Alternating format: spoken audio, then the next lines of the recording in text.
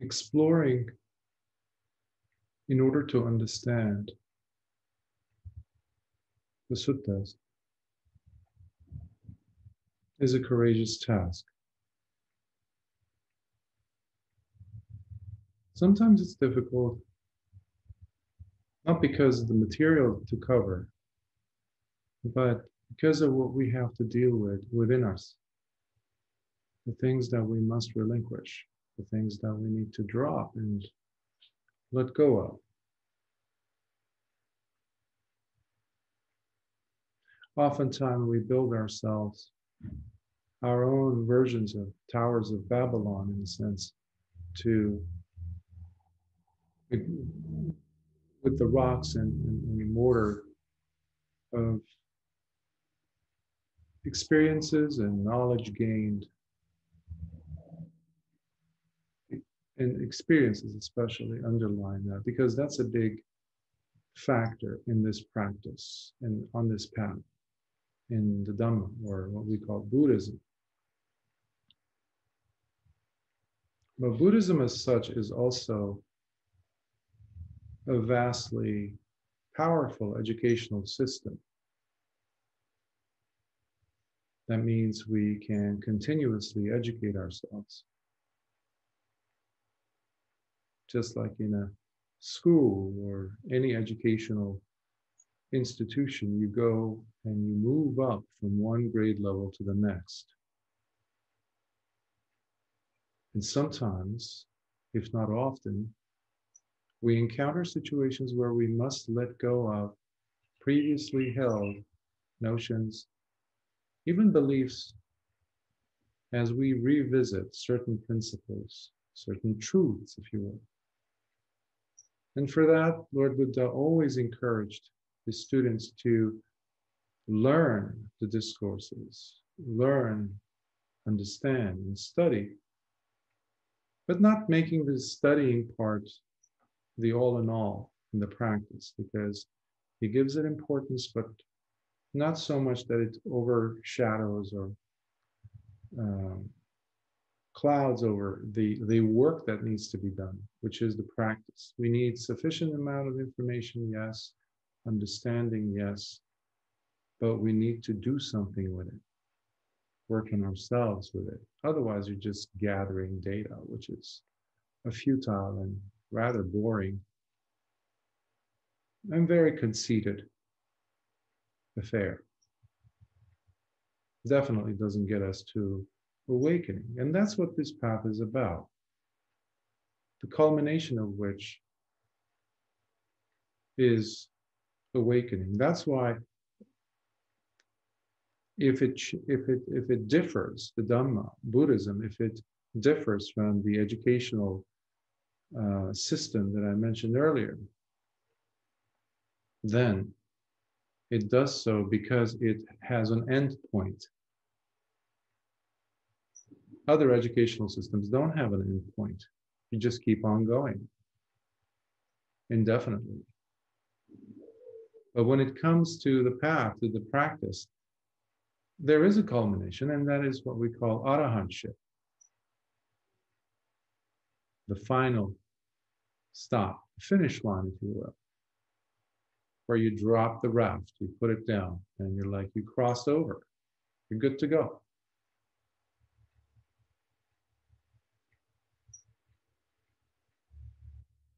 I say this because this sutta that we're going to cover today is a beautiful sutta. It's a powerful sutta. It's a one that used to be intimidating for me. And I was kind of somewhat secretly trying to avoid it. And because I had prepared, I don't know if you received the email from Dhammadina, but I had already prepared another sutta.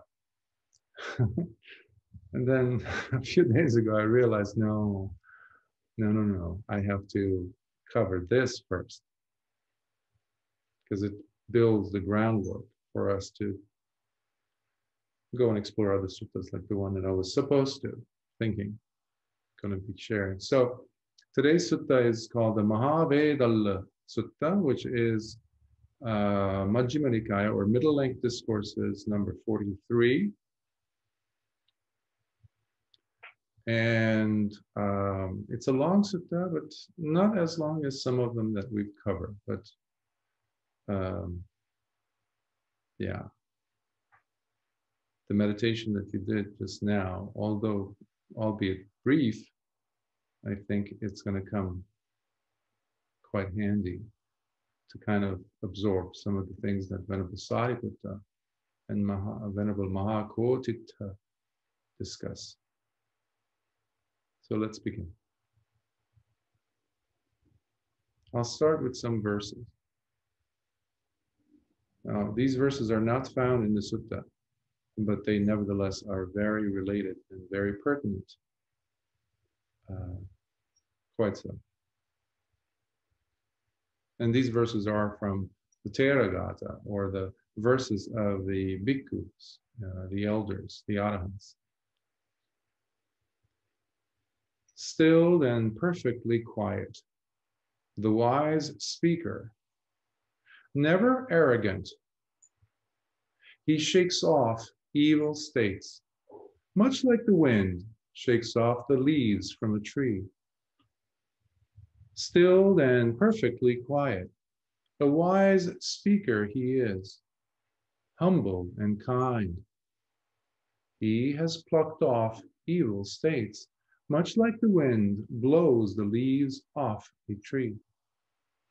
Still, trouble-free, collected and stable, undisturbed, beautiful in conduct, truly wise. He is one called an end maker of suffering. These were the words spoken by the Venerable Sāriputta about his friend, Venerable Mahā Koṭṭhita, for whom he had such great respect, high regard, as we see captured within these three stanzas. So in this sutta, we see Venerable Sāriputta being met with his friend, who gets up, Venerable Mahā Koṭṭhita. He gets up from his meditation, and he heads towards where Venerable Sāriputta is to ask some questions. So they're both Arahants, by the way. In fact, this sutta happens to be part of a series of discourses named that come under the heading of Questions and Answers series, which we see referenced even by the Buddha himself in various different suttas, especially in the Anguttara Nikāya. We have several references being made by the Buddha when he is comparing, let's say, what I was mentioning about Bhikkhu, who is very much lost in educating himself or just studying the suttas. He says someone who has done the discourses, the suttas, the jatakas, and then he also mentions the series on questions and answers. So he mentions that. So we know that these were series of discourses that were around even at the time of Lord Buddha. So this particular sutta also therefore falls under that same group. And this one is called the Mahāvedalla because it's a vaster, it's a bigger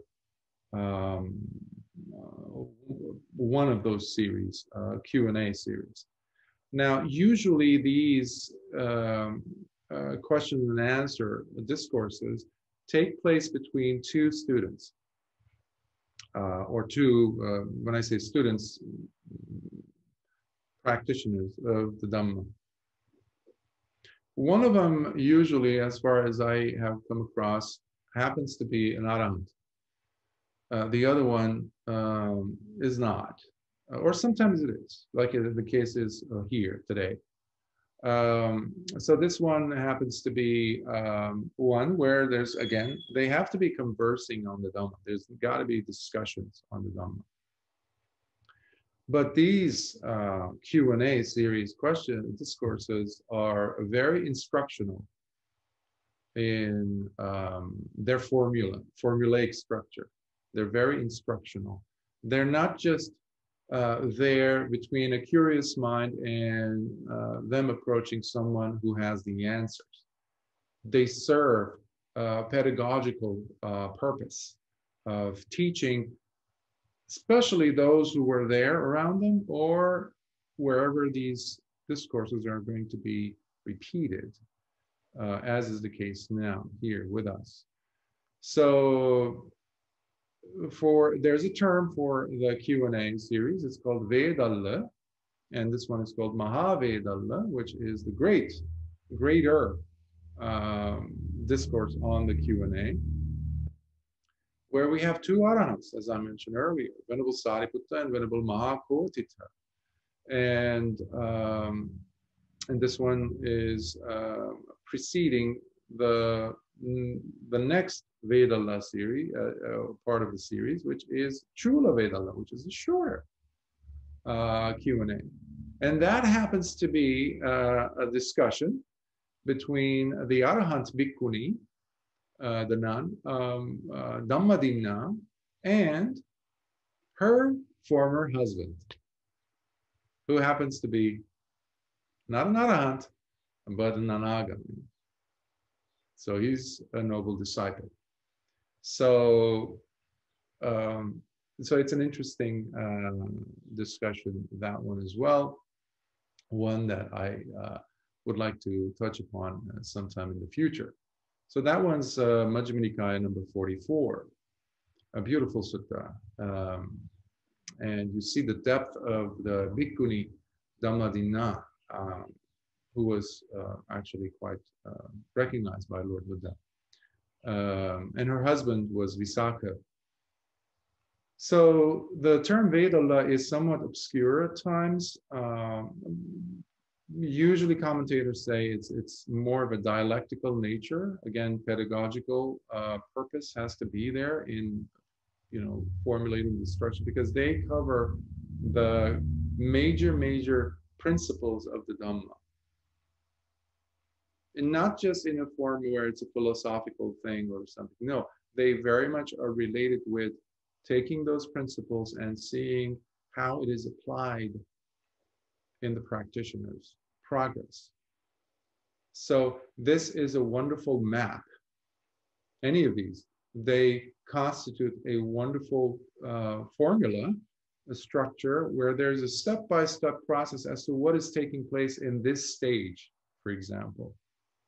Whether it's a stage in a jhana or meditation, deep level of meditation, or in the case of liberation or release of the heart or mind.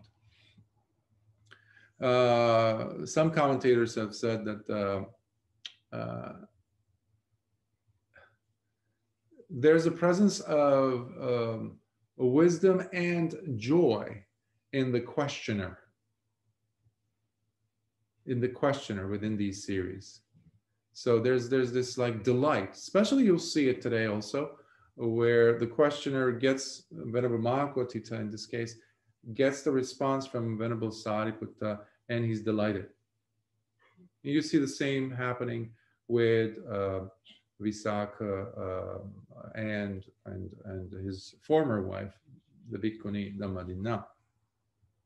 So the questions being asked today from Venerable Mahā Koṭṭhita relate with, they have the purpose of exploring psychological issues, basically. And so, for example, there are going to be questions on perception, feelings, consciousness, wisdom, right view especially, mind consciousness, various releases, various levels of liberation, if you can call it that. And also even the first and fourth jhanas and what takes place. So just a few words about Venerable Mahā Koṭṭhita. He was born in the noble class of the Indian structure of classes within society.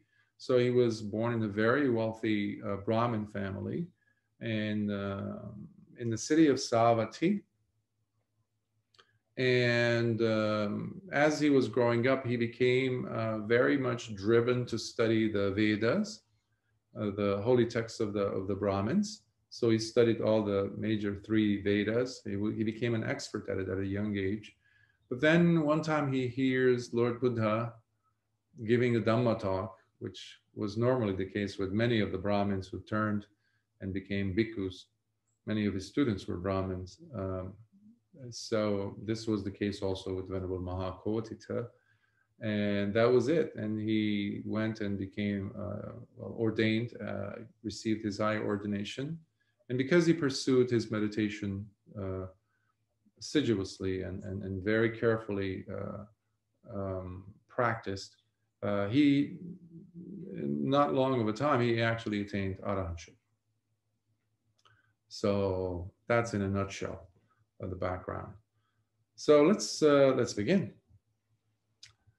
I have personally heard this. At one time, the Blessed One was living in the monastery offered by Anathapindika at Jeta's Park in the city of Savatthi. It was during that time that one evening, the Venerable Mahā Koṭṭhita came out of his seclusion and went to the Venerable Sāriputta. And after exchanging friendly greetings with him, he sat to one side and said, "Friend, there is the saying, someone lacking in wisdom. How can someone who is lacking in wisdom be recognized?" Friend, this is Venerable Sāriputta responding, "Friend, someone lacking in wisdom is recognized by their sheer lack in understanding. And what is meant by their lack in understanding is the fact that the person does not know what is suffering."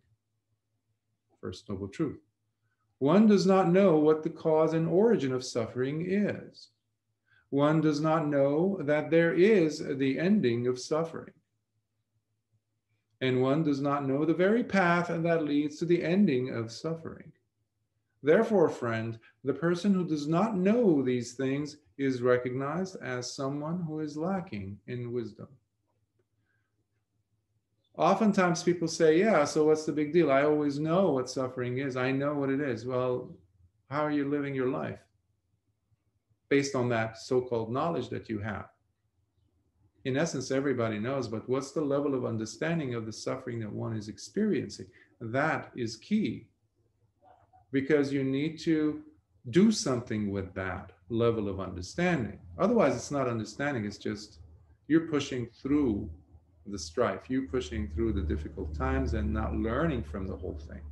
Because there isn't a life transformation taking place. Hence, the lack in it being a truth of something. In this case, the truth of suffering. So you can intellectually understand. You can write several theses, basically dissertations on the Four Noble Truths. Means nothing if it's not putting a dent in how you view your life, and no transformation is taking place in the mind, because there is no change happening.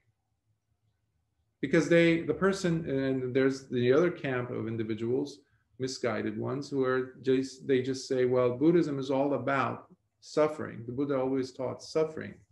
They don't see, they don't understand, meaning they lack in wisdom. Because of the very fact that they have omitted the third and the fourth noble truth. There's a cessation of suffering that the Buddha taught, and the fourth one is the way out of it, meaning the Eightfold Path. So let's continue. Very good, friend, replied the Venerable Mahā Koṭṭhita, as he was delighted in agreement with the Venerable Sāriputta's words. Then he asked another question. Friend, there is the saying, someone who is wise.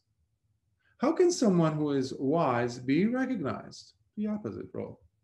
Friend, Someone who is wise is recognized by their ability to understand with wisdom. And what is meant by their ability to understand with wisdom is the fact that the person does know what is suffering. One does know what the cause and origin of suffering is. One does know that there is the ending of suffering. And one does know the very path that leads to the ending of suffering. Therefore, friend, the person who does know these things is recognized as someone who is wise. Pretty self-explanatory. Now, when you look at this, on a superficial level, you might think that Venerable Mahā Koṭṭhita is just asking some random questions, and But yes, I did mention that he was an Arahant also. But what I didn't mention that is the fact that he was recognized by Lord Buddha as being one of the 80 foremost disciples. He had 80 foremost disciples: bhikkhus, bhikkhunis, lay male disciples, and female lay disciples, who were at the top within their group, meaning the four groups, of whatever category the Lord Buddha saw them in. And in the case of Venerable Mahā Koṭṭhita, he was the foremost top bhikkhu in the group of bhikkhus, arahants, who was skilled and had an in-depth understanding of the analytical wisdom or analytical knowledges. So it's very fair, we can say, it's fair to say that he had all this covered. He knew all this. So why did he ask? We need to consider the situation, because these great disciples, eminent disciples of Lord Buddha, they didn't just necessarily live. Even Venerable Mahākassapa, who was known as the most austere, the most secluded type of a bhikkhu, they nevertheless had around them a group of students, disciples, bhikkhus, novices.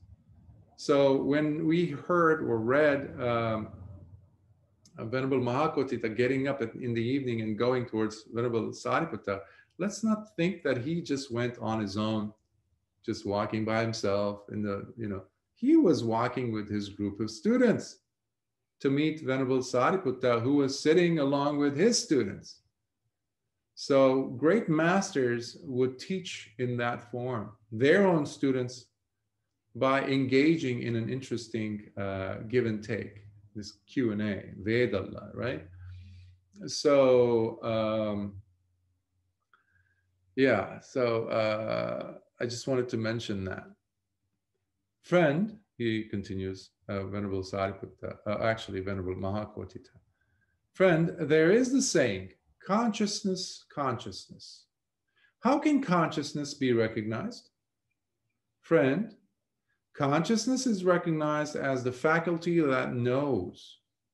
And what it knows is the following: this is pleasure, this is painful, and this is neutral, neither painful nor pleasurable.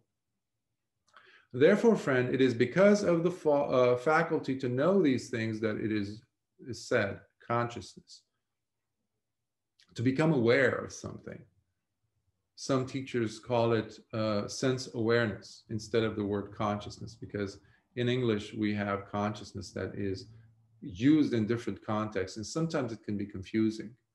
So I appreciate some teachers who have, like Ajahn Man or Ajahn Mahabu, have used the word sense awareness to describe, to kind of gives you more of a depth, different hues of the word consciousness.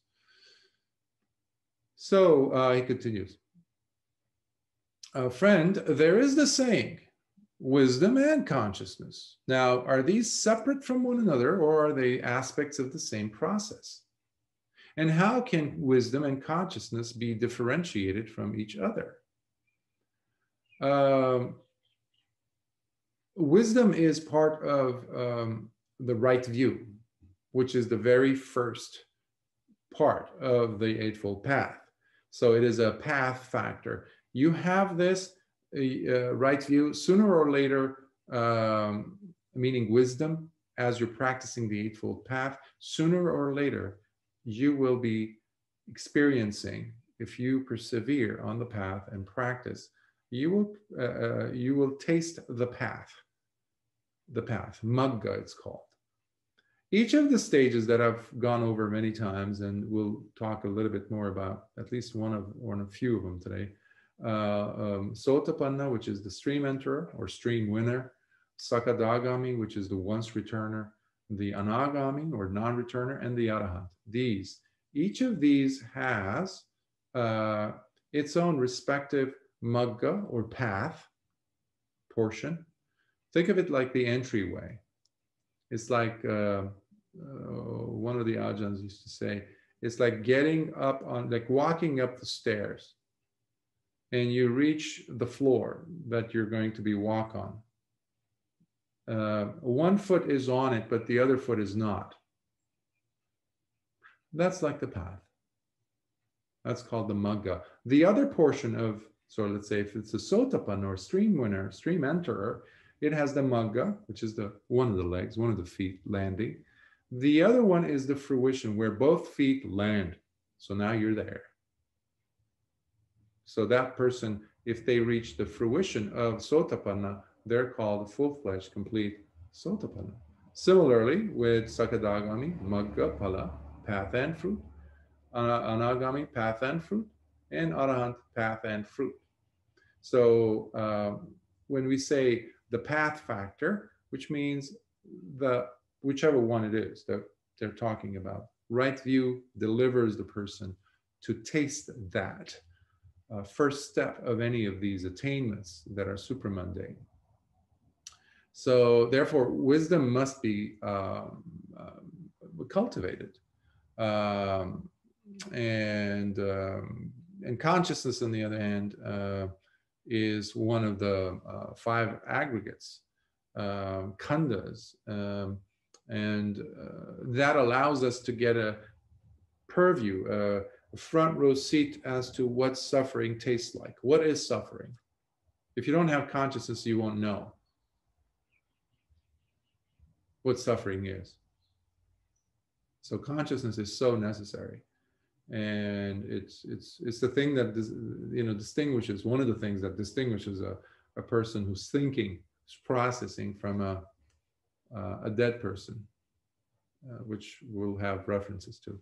So anyhow, Venerable Sāriputta is responding. Friend, wisdom and consciousness are fused together and therefore are not separate. And it is impossible to separate them from one another, as they are aspects of the same process. For whatever one understands with wisdom, that becomes known for the person. And whatever one knows, that is understood with wisdom. This is the reason why wisdom and consciousness are fused together, and therefore are not separate. And it is impossible to separate them from one another, as they are aspects of the same process. In that case, friend, this is again Venerable Mahā Koṭṭhita, seeing that wisdom and consciousness are fused together and therefore are not separate, then how can one differentiate them from each other? The way to differentiate wisdom and consciousness, friend, is that wisdom must be constantly developed while consciousness must be thoroughly understood. How can you understand consciousness? That's a fair question. Well, in Buddhism, in the Dhamma, we have the 6 consciousnesses, right? When you have the eye, you have the visual object. When you bring these together, what do you have? Visual consciousness, sight, in other words, right? And these 3, when they come together, there is what? Phassa, or contact. Because of contact, there is feeling that arises. So when we are using, obviously they're fused together, as Venerable Sāriputta says, that wisdom allows the mind, the person, to distinguish, differentiate as to what type of consciousness is this. Because I might have seen that beautiful thing or ugly thing 2 days ago, but I'm still thinking about it. Which consciousness is the thing that is perpetuating it? Now we're talking about number 6, which is the mano vinyana, which is the mind consciousness, which is the big, head honcho, I like to call it, because that's the one that's really running the show often. So the wisdom part will understand the consciousness, therefore, in this, use of these examples. Then he goes, friend, there is the saying, feeling, feeling. How can feeling be recognized? Friend, feeling is recognized as the faculty of feeling. And what it feels is the following. This is pleasure, this is painful, and that is neutral, neither painful nor pleasurable. Therefore, friend, it is because of the faculty to feel these things that it is said feeling. Friend, there is the saying, perception, perception. How can perception be recognized? Friend, perception is recognized as the faculty of perceiving. And what it perceives is the following. This is yellow, this is red, and this is white. And there's nothing special about these 3 colors, Venerable Sāriputta would have used the green, blue, or something, Therefore, friend, it is because of the faculty to perceive these things that it is said perception. Now, again, perception is not just about colors. Perception is very vast. In fact, I find the word in English, the word perception, quite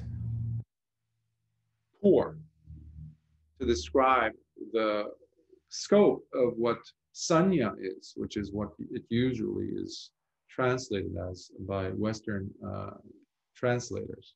So I like it. So it's a spectrum. I like to use notions, memories, concepts. Yes, perception, mental thought, imagery.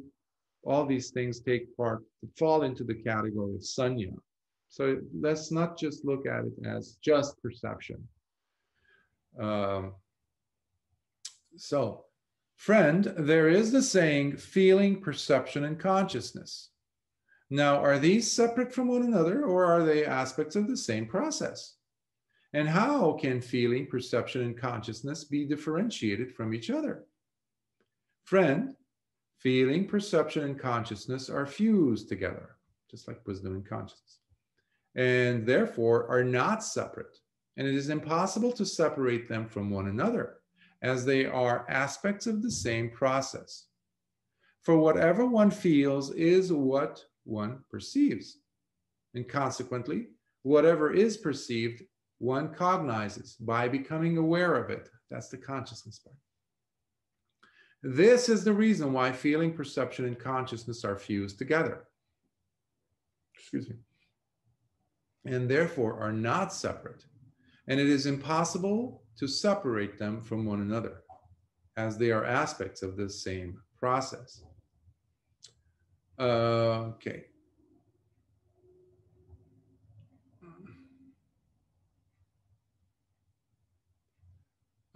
Friend, just a quick thing. So you can just put yourself in that environment that evening. You have these 2 eminent teachers asking questions. Basically, they are playing a role. They're role playing. They're acting, in a sense, almost. I mean, I know it's not fair to to depict that, but basically they're role playing for the sake of explaining the Dhamma to their students. And they're playing the role of a pupil and teacher. And as you can tell, Koṭṭhita, Venerable Koṭṭhita is playing the role of a pupil. And Venerable Sāriputta is playing the role of a compassionate, caring, and very tolerant teacher. So, which he already had, so he's not playing that. So he's not acting that, because he was known to be like Mother Earth. So, patient, without any bounds. So, friend, what does one become aware of when the person transcends the 5 sense faculties while experiencing the purified mind consciousness? Now, when we hear the word, now this is where it gets into more deeper, I wouldn't say supramundane, but basically deeper meditations. So when we hear the word purified mind consciousness, what we're talking about, purified or purity, is in Pali parisuddha or parisuddhi, parisuddhiya. So in this case, it's parisuddha mano viññāna. So purified. So it's not just the typical persons, putujjanas, regular, common, ordinary worldlings, mind consciousness. A living being who's just breathing and they just have a mind consciousness like everyone else. This is the purified one. So when we hear that, what it's being referred to is basically the 4th jhana, the consciousness of a person in the 4th jhana, where we start to begin, we start to experience the formless. It's the beginning. It's the entry point into the formless meditations. They're called the arupa vachara jhanas. There's the rupa, which are the first 4, including the 4th jhana. But this is where the person enters into the realms of, or dimensions of, formless attainments. So, so here's Venerable Sāriputta's response. Friend, having transcended the 5 sense faculties while experiencing the purified mind consciousness, the person becomes aware of the dimension of the infinity of space by personally knowing how space is infinite. Similarly, one becomes aware of the dimension of the infinity of consciousness by personally knowing how consciousness is infinite. Also, one becomes aware of the dimension of nothingness by personally knowing how there is nothing. So basically, what Venerable Sāriputta is describing are the jhanas that follow the 4th jhana. And by the way, sometimes individuals, some commentators have omitted, or they didn't want to call these upper jhanas, higher, formless jhanas, as jhanas. They've called it as the aspects or branches of the 4th jhana. But it really doesn't matter for the person experiencing it, because they are really some amazing states of mind. And it's funny because sometimes students come and report. I have to ask them, where are you at and how long you're sitting, what are your experiences? And sometimes they say how, like, I'm feeling this way, I'm feeling that. Like, there's like, well, I don't want to give too much information, because I know some students are very, ready to take notes and then use that. Sometimes I've seen that happen, unfortunately, without having experienced it. So, but basically, these are things, again, that must be personally experienced. These are not things that you read about and then you think you have it. No, you will know. When you burn your hand, you know you burned your hand. Okay, when you're smelling a plumeria flower, you know you're smelling it. No one has to convince you. You don't have to convince yourself. So it's very similar to that. It's personally experienced, which is the distinguishing factor of the Dhamma compared to anything else. Given its teachings, you will taste it. You have to taste it in order for you to know that you're practicing it. And you're seeing these signposts. You're going through them, these stages, and you'll know for yourself. So, and then the last one was the 3rd, which is the realm of, or dimension of nothingness that Venerable Sāriputta was explaining. Friend, by possessing what can someone truly understand a state that is to be known? Friend, one truly understands a state that is to be known by possessing the eye of wisdom. There's two kinds of wisdom as is being referenced here. One is tasted, again, according to the Dhamma, the dispensation of Lord Buddha, the original teachings that we get from the Pali sources. So we have wisdom that comes through samadhi practice. Samadhi meaning the collectedness of mind, which involves using a meditation object. It could be the breath, it could be kasinas, it could be obviously metta, it could be the body. Lord Buddha gave so many different examples. And then the other type of distinguished wisdom is the one that we get through penetrative insight, which we call vipassana. So the two don't necessarily have to be together. So you can practice straight vipassana, sometimes called dry vipassana, like what the Venerable Mahasi Sayadaw would teach, or at least he came to be known as the teacher of just dry vipassana. But he also talked about samatha.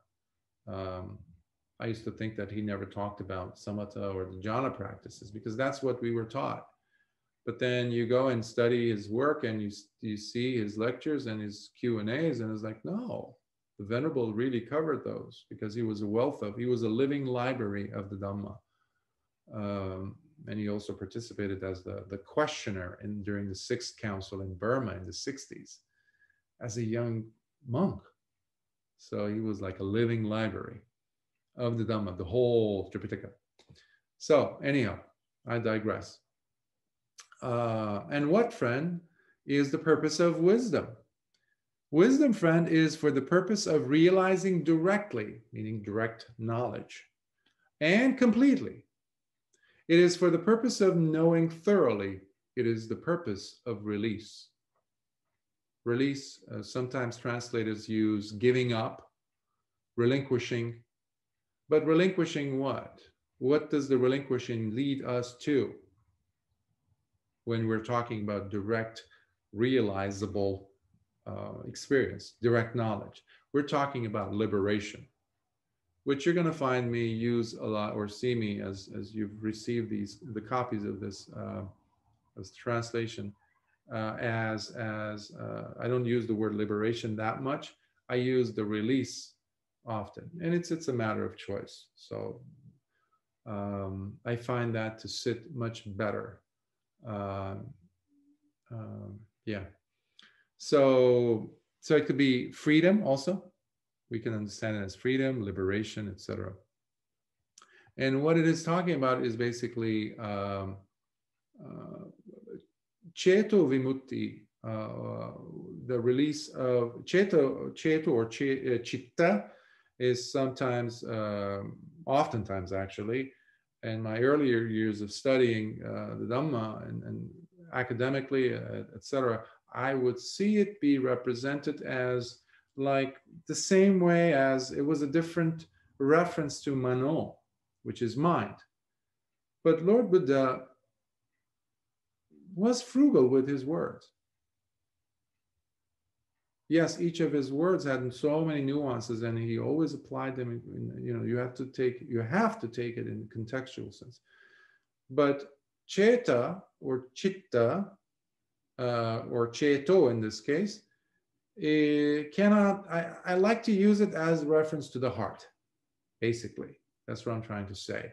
So instead of liberation of the mind, I use now release of the heart.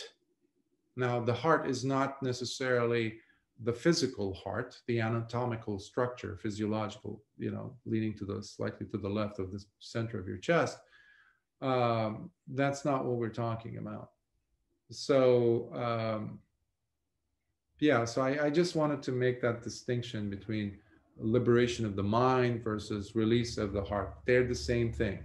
I just want to clarify, because they're talking about vimutti, which, by the way, is shows up about 50 times in this sutta itself.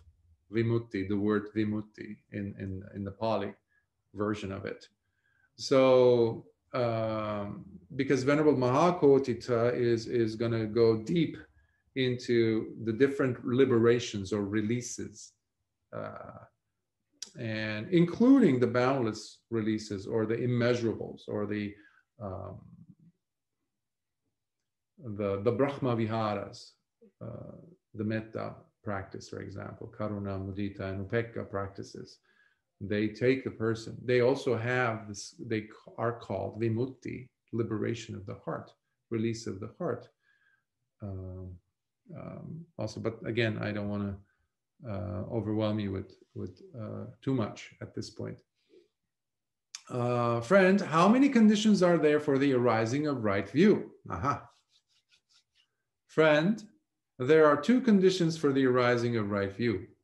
Either hearing it from an outside source, like as in the voice of another, or exercising wise reflection internally.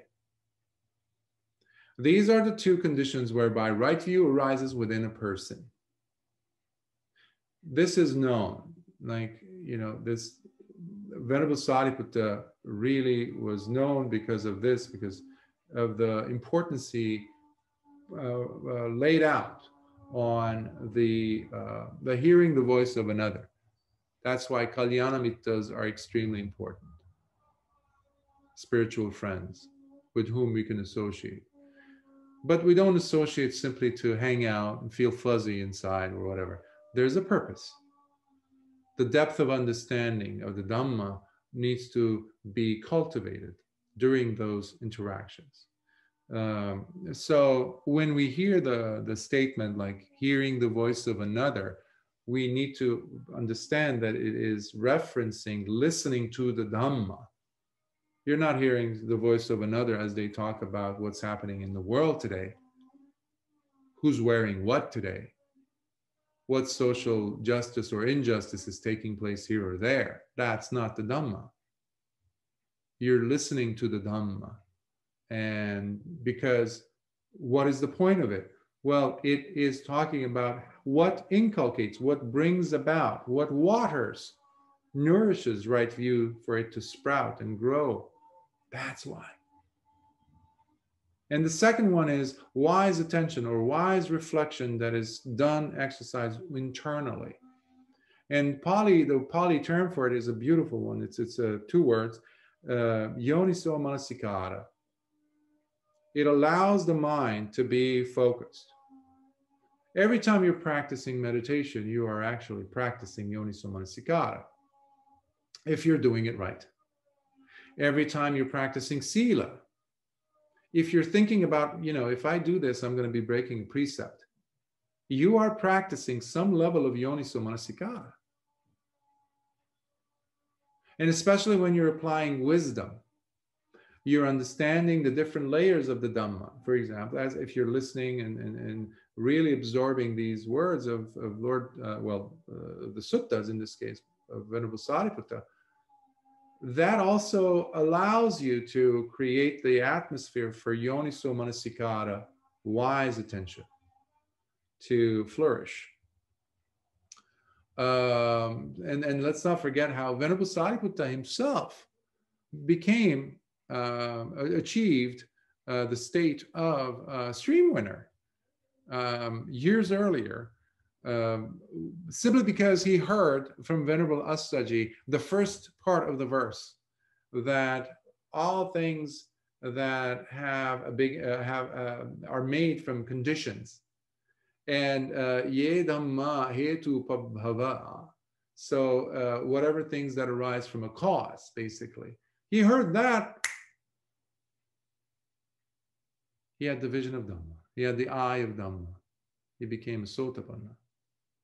And then he goes and speaks with, he runs after Venerable, who later became Mahāvedalla, but Venerable Koṭṭhita was his childhood buddy. And they had both gone and become, ascetics. He goes, because that was their pact. He goes and finds him, and he continues He says this verse, portion of the verse, and then he adds the other line, and then Koṭṭhita, he also becomes a Sotapanna.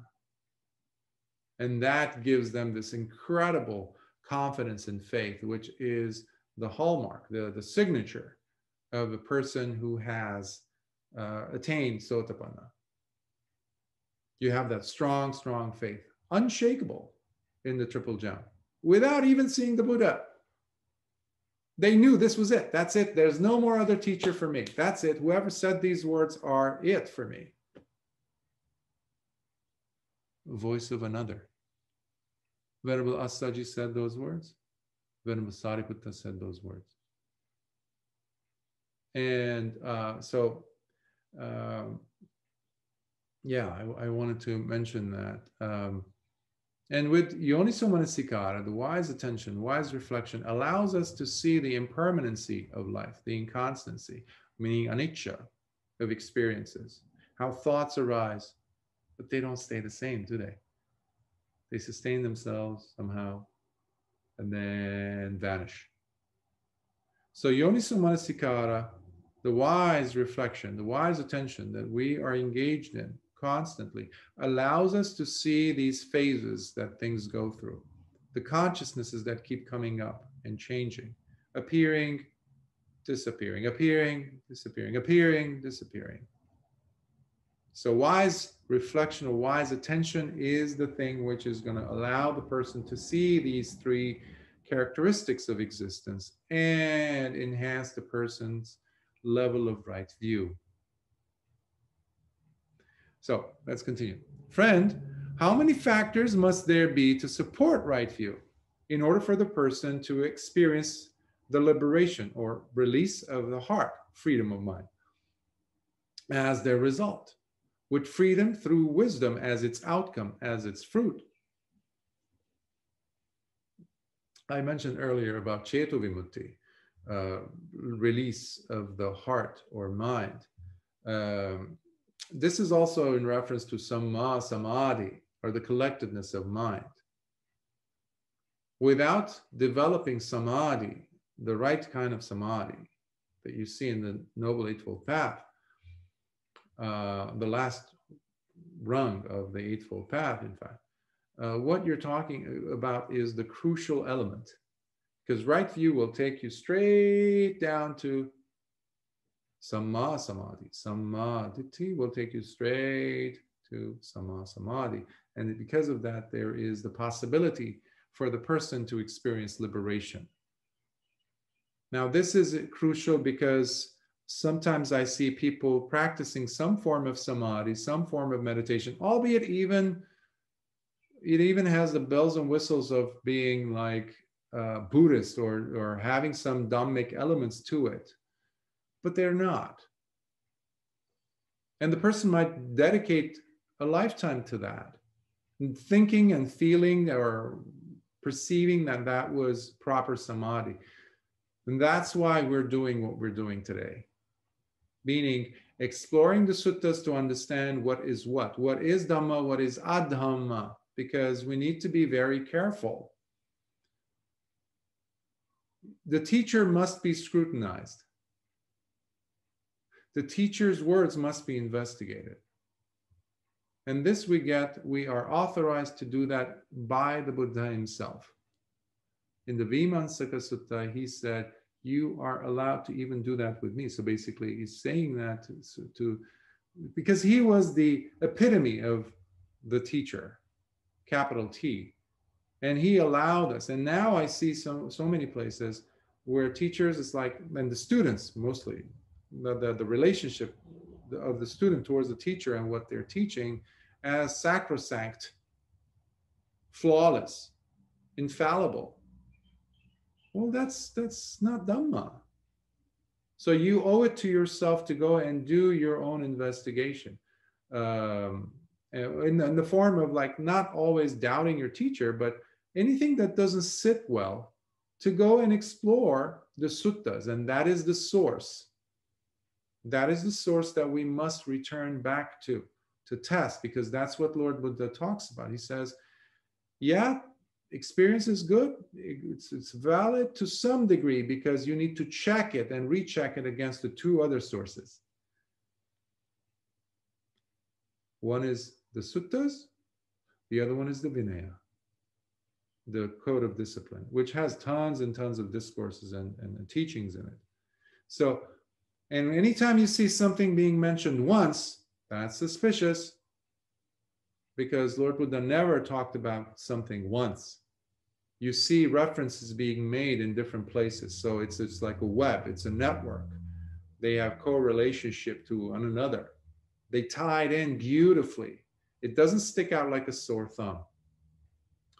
So, so freedom of mind or release of the heart is release of the heart from what though?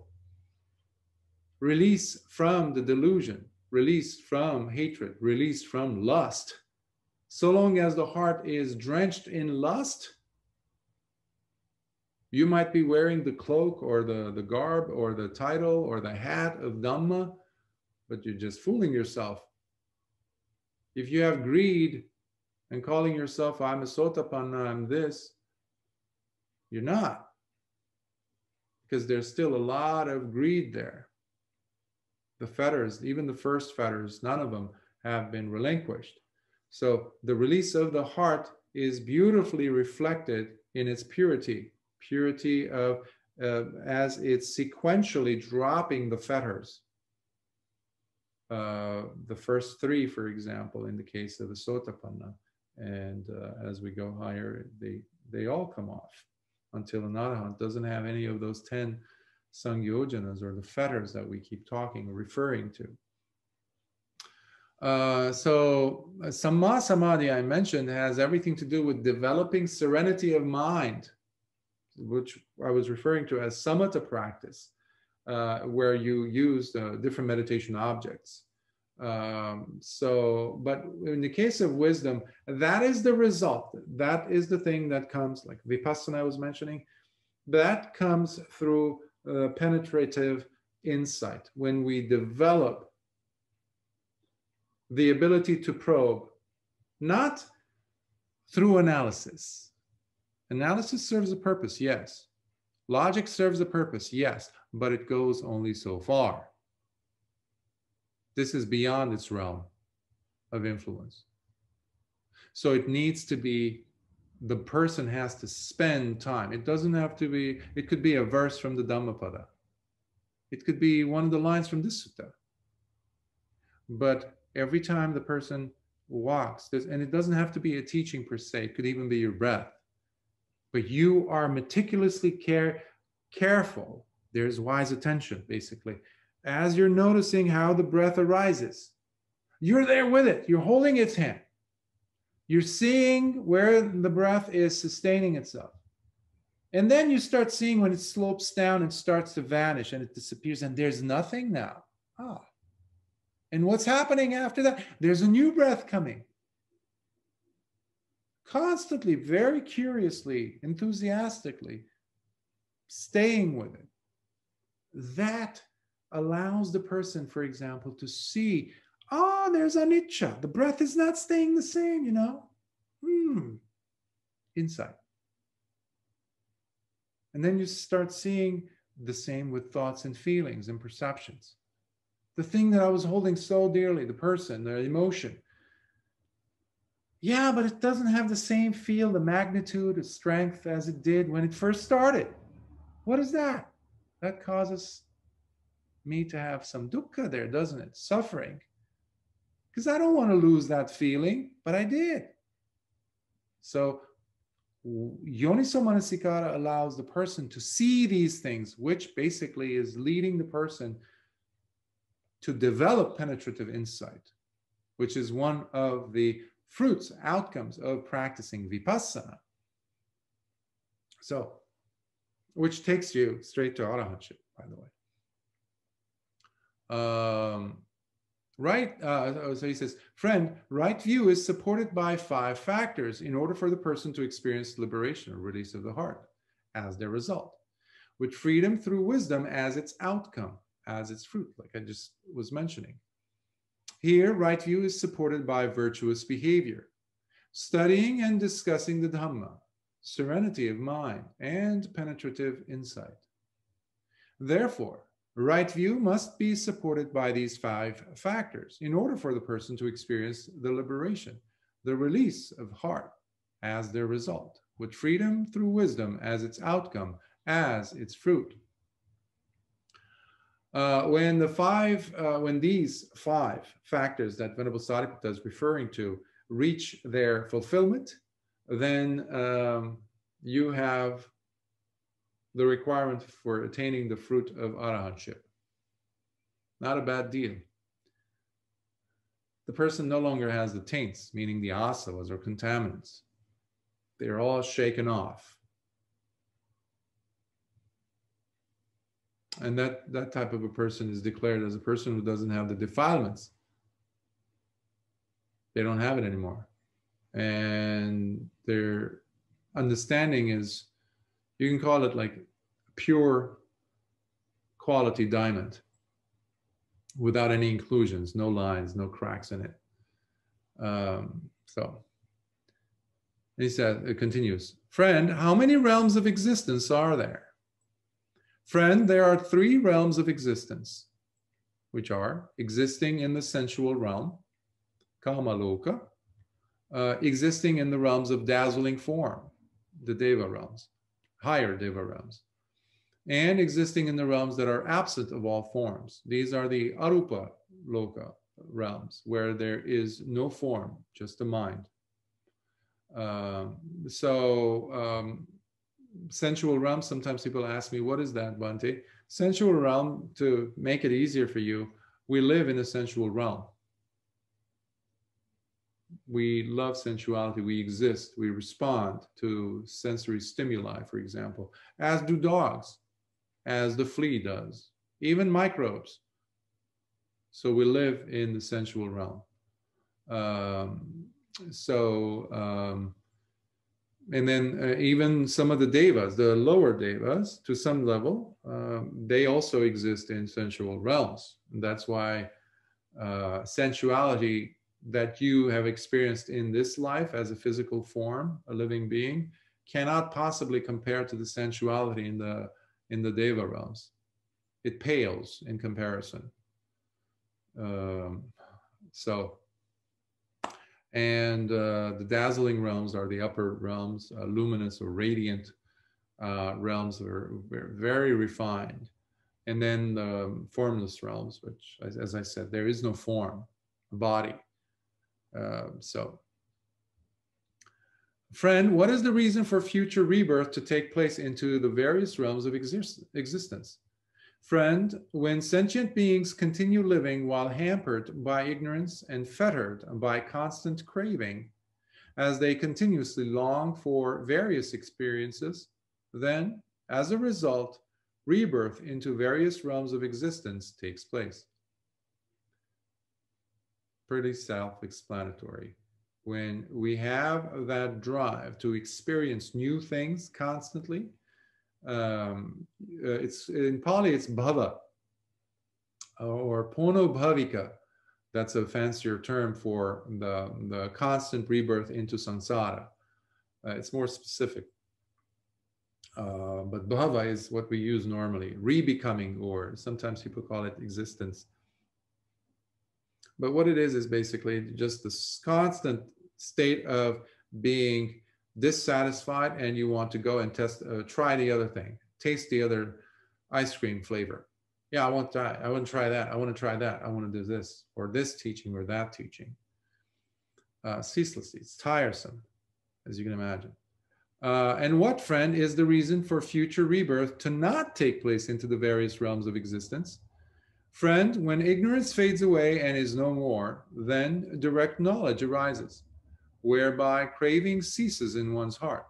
Then future rebirth into various realms of existence does not take place.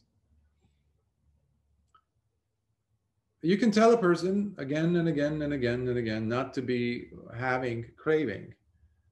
But unless they've tasted, like I mentioned briefly about if you burn your hand, you know you burned it. No one has to convince you. You can look at that as similar to looking at direct knowledge. Knowing it yourself, experientially, personally knowing it firsthand. That is where the necessity for wisdom to come into the picture. In order for the person to make that choice on their own at that point, at that junction in their lives, and say, you know what? Enough is enough. Sooner or later, the person has to come to that point in order for them to tread upon the land of wisdom, which takes them into arahantship sooner or later, because now they have right view, as I was mentioning earlier.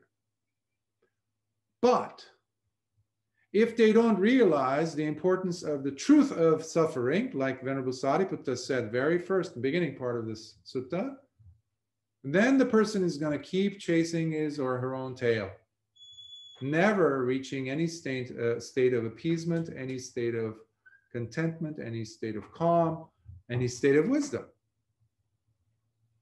So it's not the amount of suffering that one has to first face and then come. There's no amount of suffering that you're like, first you need to reach that, cap, as they say in taxes and things, and then it'll kick in, wisdom kicks in. No, there's no such thing.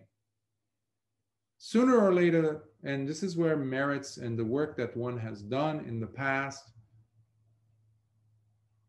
can come in and all of a sudden says, you know what, I'm feeling so much disgust towards my tendency to keep adhering to this kind of a lifestyle. When am I going to change? When? What am I waiting for? Old age? Well, what guarantees do I have that I'm going to reach it? Or that I'm going to die old in my bed, in my sleep? Maybe it's going to be an atrocious journey before that moment comes. Stop fooling around and just do what I need to do. That is a personal choice. That is a personal commitment that must happen in the heart, in the mind of the person. And no one can tell that. No one can enforce that upon anyone. So, and when that happens, you are now on track to really break away from the cycle of pono bhavika, of rebirth in samsara. Because now there isn't that craving. It's much less, much less, much less. And that's where disenchantment and dispassion are growing. And then Venerable Koṭṭhita asks, friend, what is the first jhana? Friend, when the bhikkhu secludes himself from all types of sensual pleasures, removing oneself from all and any unwholesome qualities of mind, he enters into and remains in the first jhana, meaning, meanwhile, he still experiences thinking and pondering, along with joy and bliss that are the results of him being secluded, as he continues to stay on his object of meditation. This is called the first jhana. So you cannot force yourself into a jhana. That doesn't happen. Or hatefully push certain things away, including hindrances. The jhanas happen when we develop a healthier relationship with the hindrances, looking at them as sources of understanding for us, meaning they're teaching us something about ourselves and our own hang-ups. And then you start to let go a little bit, and more and more and more. You loosen up your grip, if you will, on the whole meditation. And you start to feel more and more comfortable being in that state. And there is subvocal speech, of course, and that's where the thinking and pondering come in, and which we'll see later on in the case of Nirodha. But as you move up in the second jhana, the thinking and pondering must not be there in order for the second jhana to take place. That's why you start experiencing noble silence in the mind, which can take you all the way to the seventh jhana of experiencing nothingness, for example. But I don't want to digress. So, friend, the first jhana is supported by, And how many factors, friend, is the first jhana supported by? Friend, the first jhana is supported by 5 factors. These are thinking, pondering, joy, bliss, and unification of mind. These are the 5 factors that support the first jhana. And how many factors, friend, does one have to abandon? And how many must one possess? How many factors one has to possess in order to experience the first jhana? Because I mentioned the hindrances, for example, but I kind of preempted it. Friend, 5 factors are to be abandoned, and 5 factors, other factors, must be possessed in order to experience the first jhana. In this way, for the bhikkhu to enter the first jhana, sensual desire must be abandoned. So you cannot be thinking about that delicious tiramisu or souffle or how great being, in a sexual relationship was, let's say, or something like that, while you're trying to get into a jhana, because it's one of the 5 hindrances. It is going to pull you away, distract you. So sensual desire must be abandoned. Ill will or hatred must be abandoned. You cannot be hating your neighbor because they're too loud and they're not allowing you to sit while you're trying to get into a jhana. It doesn't work like that. Laziness and drowsiness must be abandoned. If you cannot sit still, if you're constantly drooping, is like drowsy, you're not going to go into any jhana. And don't come back and say, Bhante, I just experienced neither perception nor non-perception. Nope. You experienced a good amount of sloth, sleepiness. So next comes, after laziness and drowsiness, agitation and worrisome thoughts.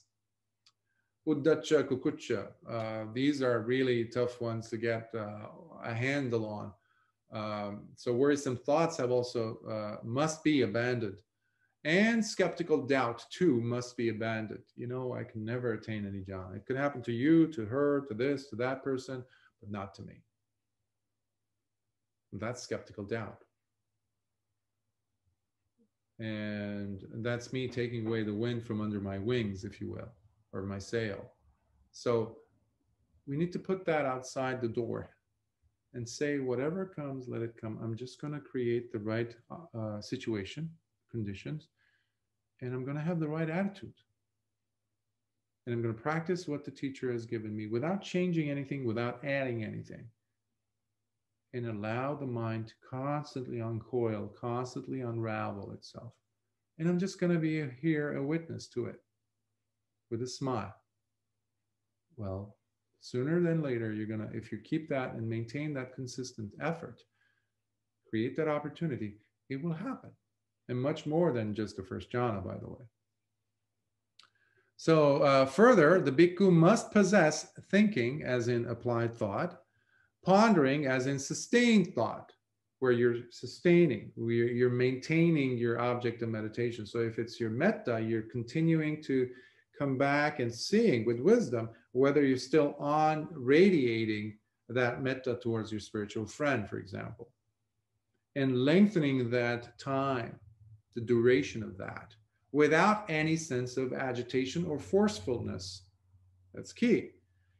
So also what have to be possessed by the person are joy, bliss, and unification of mind, or ekagata. Ekagata, eka means one, gata or agata, ekagata. It's gacha is to go, and agacha means to come. A means the antonym. So it's coming to one, unification of mind, basically. That fits more in this translation. As he continues to stay on his object of meditation. And it is in this manner, friend, that the bhikkhu abandons 5 factors and must be possessed of 5 other factors in order to experience the first jhana. Friend, these 5 faculties each have their own scope and spectrum of experience. The 5 eyes, ears, etc. They do not cross over into each other's respective range. That is, the faculty of the eyes, the faculty of the ears, the faculty of the nose, the faculty of the tongue, the faculty of the body, each have their own separate scope, their own spectrum of experience. Neither get befuddled with the other's scope, nor their spectrum of experience. Now, where do these 5 respective faculties coalesce into and fall back on as their support? What is it that interprets and experiences their individual processes? So what is the headquarters? What is the CPU, if I use like, computer language? So where do these things all come together? Basically, what is their resort? What is their refuge? These 5 senses. Friend, these 5 faculties, each having their own scope and spectrum of experience, do not, so he's repeating what Venerable Mahā Koṭṭhita said, over into each other's ranges. That is the faculty of the eyes, ears, nose, tongue, body, each having their own special, separate scope, their own spectrum of experience, neither get befuddled with the other's scope, nor their spectrum of experience. Now, these 5 respective faculties coalesce into and fall back on the mind as their support. It is the mind that experiences and interprets each of their individual processes. Remember, I was mentioning about manoviññāna. The mind consciousness is the interpreter, is the linchpin, if you will. It is where they come all in, and then they get to be translated or interpreted. So you remove that linchpin, everything falls apart. It's like the hub that holds the spokes of the bicycle, the wheel of the bicycle.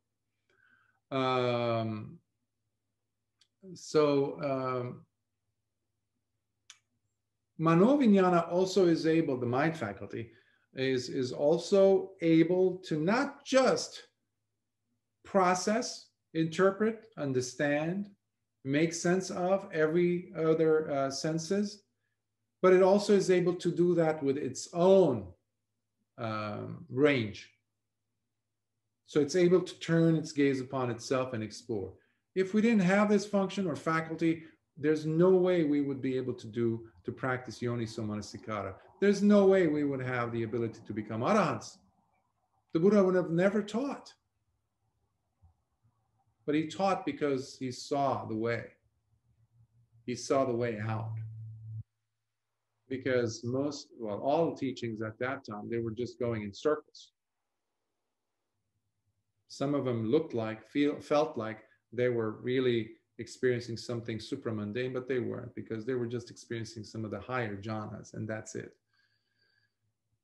So, so it's also able to, just like the eye is able to capture its own object, meaning the eye form, the visual object, the mind is able to capture its own object, and its own object in this case, like I mentioned earlier, are sannyas, right?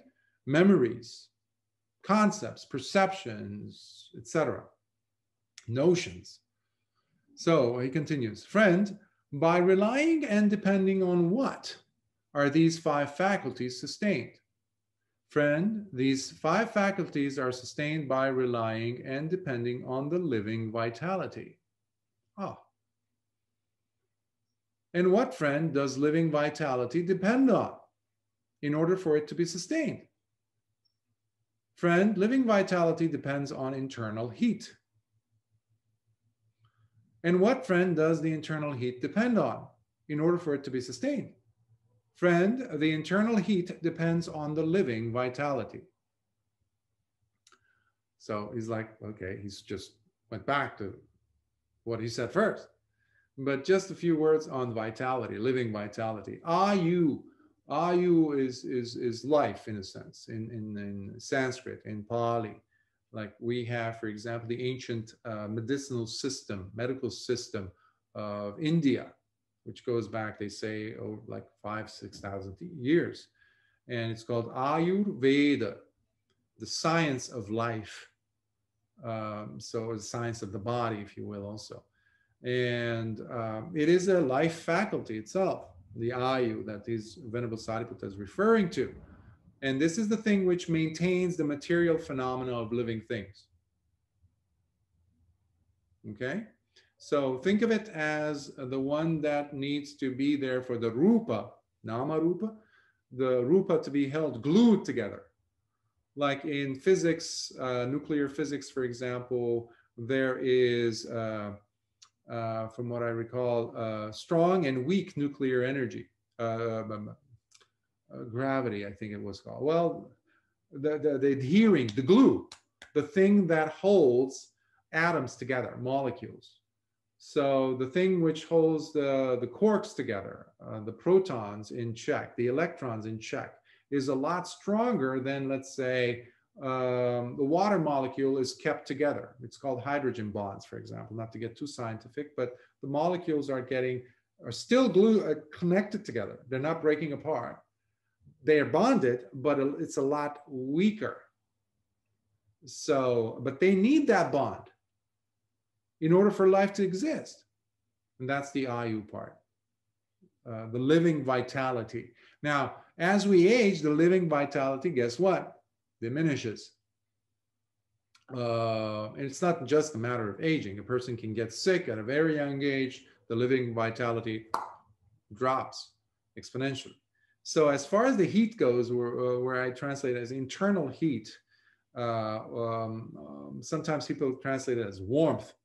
That is what is seen by many as the heat of karma, they say sometimes, or karmic heat, meaning what we bring in with us into the life. Sometimes people have digestion problems, for example, because the Agni, or the last week, I think I was talking about Sun Jiao, the three burners, and you have Chinese medicine, TCM. The gut is the third one, or the first one, depending on how you look. The same thing with Ayurveda. You have Agni. It has to be there in order for life to happen, in order for you to process your nutrients, your digestion. And similarly, there is Agni in the brain, in the heart. So if a person has, dullness in the mind, their Agni is not there, all there. That's another way of looking at it. But not to get too sidetracked. So just now, friend, this is where he's like coming back, like, wait a minute. You said that's the thing, and now you're saying returning back to living, of vitality. Just now, friend, we heard the Venerable Sāriputta state how the living vitality depends on the internal heat for it to be sustained. But we also now hear him state how the internal heat depends on the living vitality for it to be sustained. Now, how are we to understand the statement? To clarify the statement, friend, I shall give you a simile, because some wise people understand the deep meaning of a statement through the use of similes. Now, consider a brightly burning oil lamp, where its brilliance is witnessed because of its flame, while at the same time its flame is witnessed because of its brilliance. In the same way, friend, living vitality depends on the internal heat for it to be sustained, and the internal heat depends on the living vitality for it to be sustained. So using a colloquial phrase that we use a lot in English, like the chicken and the egg.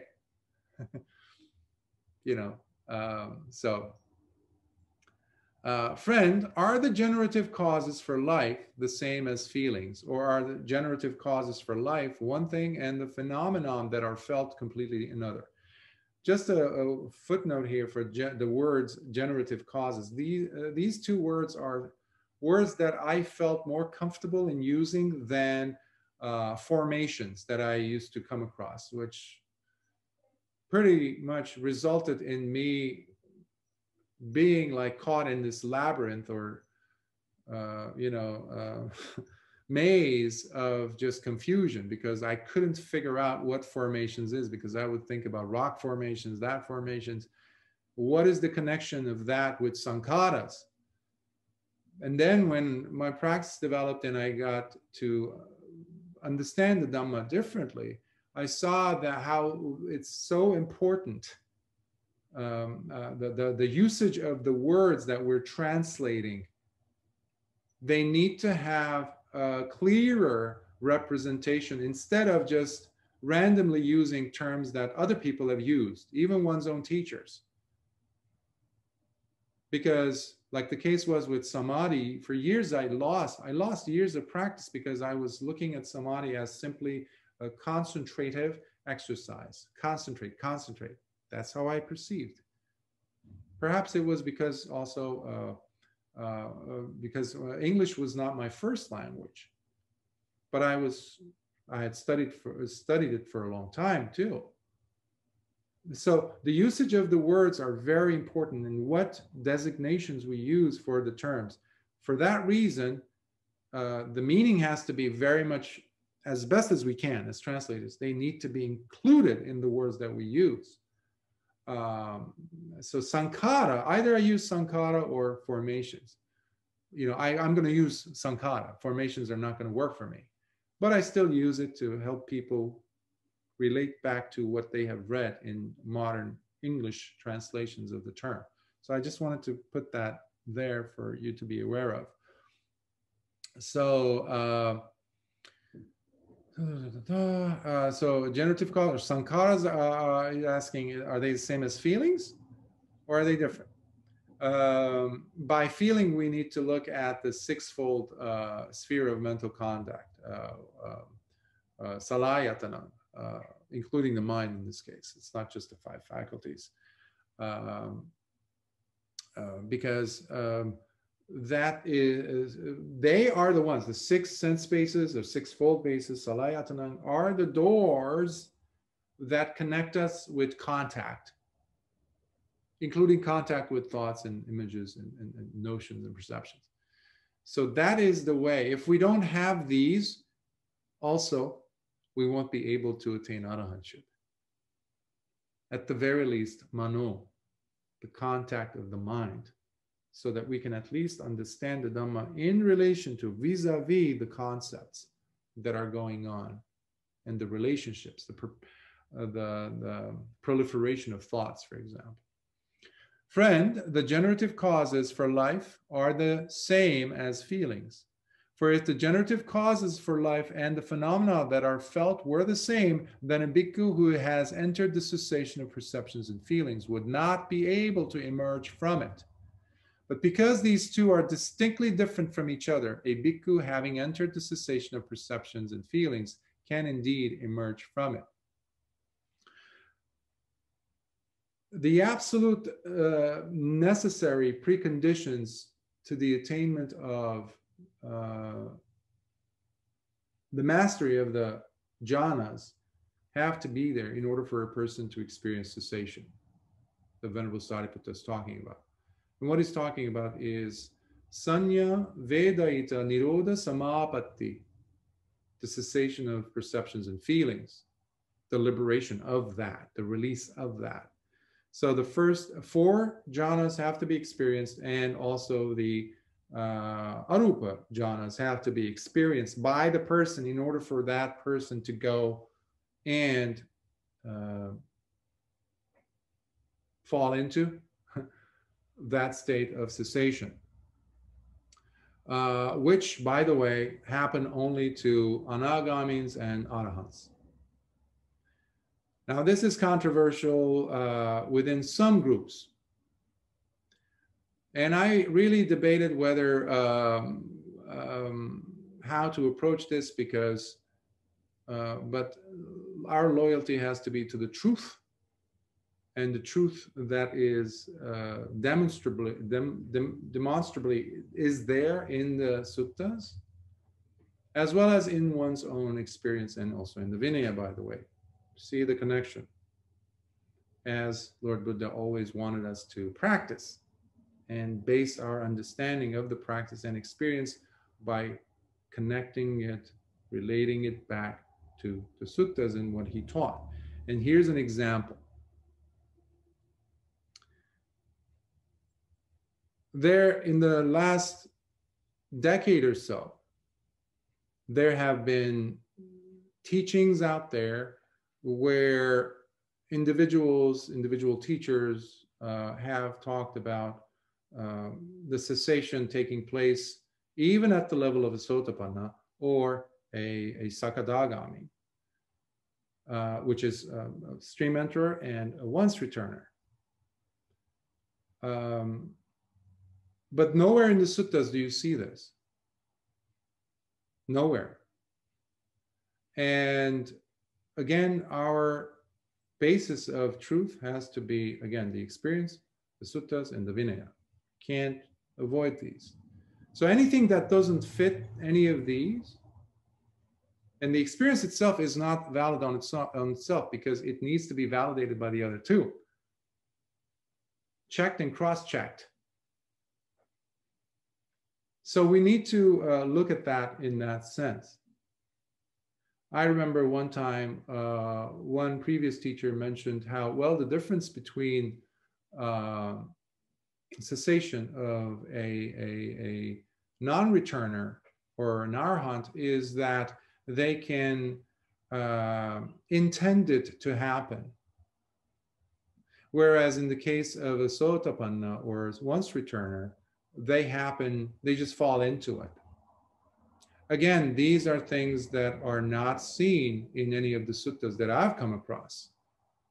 So I don't know where they're getting that. So I had to really do a little bit of checking on my own experiences and see, and especially the suttas, to see with any aspect of the Dhamma, that is, when I say my experiences. So I encourage you to do that always, to see if there's any precedent, any reference to it in clear, or at least even in the commentaries. So this is a unique state, because the person who experiences a cessation of perception and feeling, at the very least, they need to be an anagami, a non-returner. And again, somebody who has already mastered the previous 8 jhanas. They mastered it, go in and out, etc. So, and when the person, in this case, the anagami, enters as a magga or path anagami, somebody who has attained the first step, if you remember, going up the steps, stairs. So he has only stepped with one foot. When they come out of the cessation of perceptions and feelings, at that moment they attain the fruition. They put the other foot in as well. The fruition level of an anagami, at the very least. Because there are, that's also an opportunity for the anagami, depending on how much they've worked in the past and their merits, their level of understanding, etc., that they might even become an arahant. But this is a unique state that occurs with these two levels of attainment. And I know this is going to be shocking for certain groups, at least, groups that I had taken part in the past, given what is promulgated in those circles. But again, my source is not this or that teacher or teaching. My source is the suttas and the Vinaya, and yeah. And these two states, I'm sorry, this state requires two specific special requirements. And those are serenity of mind and penetrative insight. Those two things. Remember samatha and vipassana.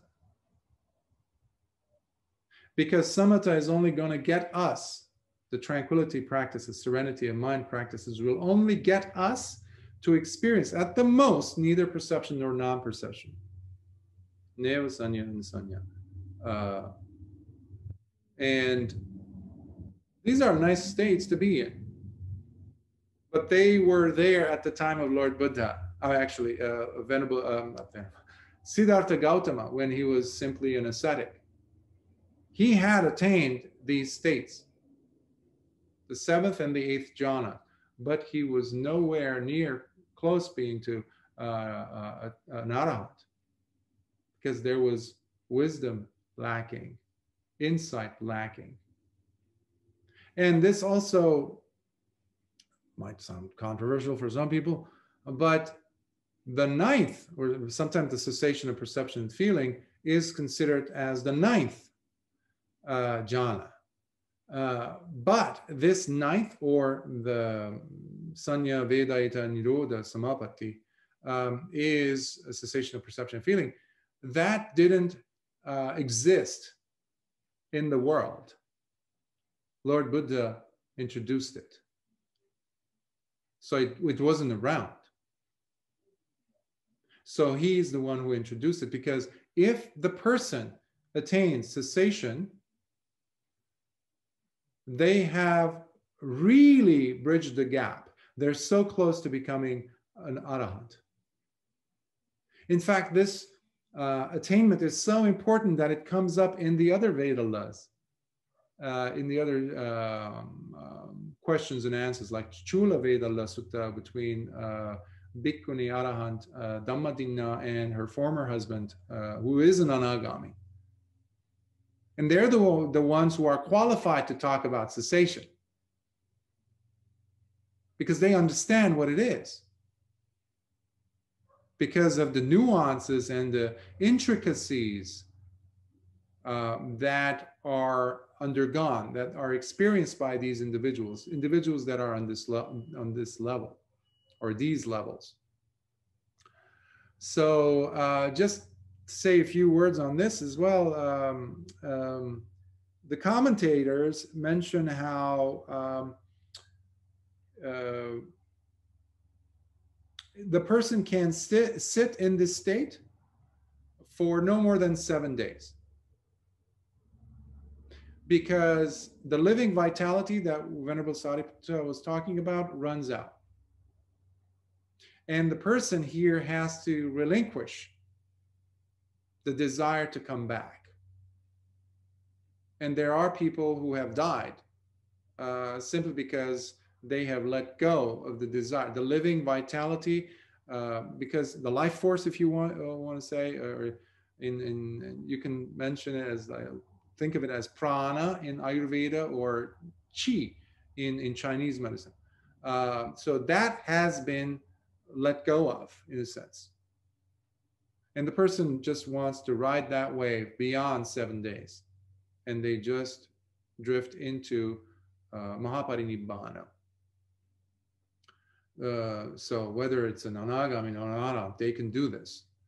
But usually you have examples of Venerable Mahākassapa, for example. He comes out of his 7-day sit, and it's a wonderful way, they say, to allow householders to gain tremendous amount of punya, or merits. In fact, they say it's the highest form of merit. When a person comes across someone who has just come out of a 7-day sit in this state, and you offer them something, food. In fact, not venerable, but Sakka, the king of the gods, and his consort, they struggle to beat some other persons, poor people, to get in front of the line, in a sense. They pretended to be poor people in a village in order for Venerable Mahākassapa to take their food, because of the wealth of merits that they were going to get. Because Venerable Mahākassapa intentionally did not walk into the wealthier side of the village. He went to the poorest. But because Sakka had his own, if you will, informant devas, he just immediately found out what was happening.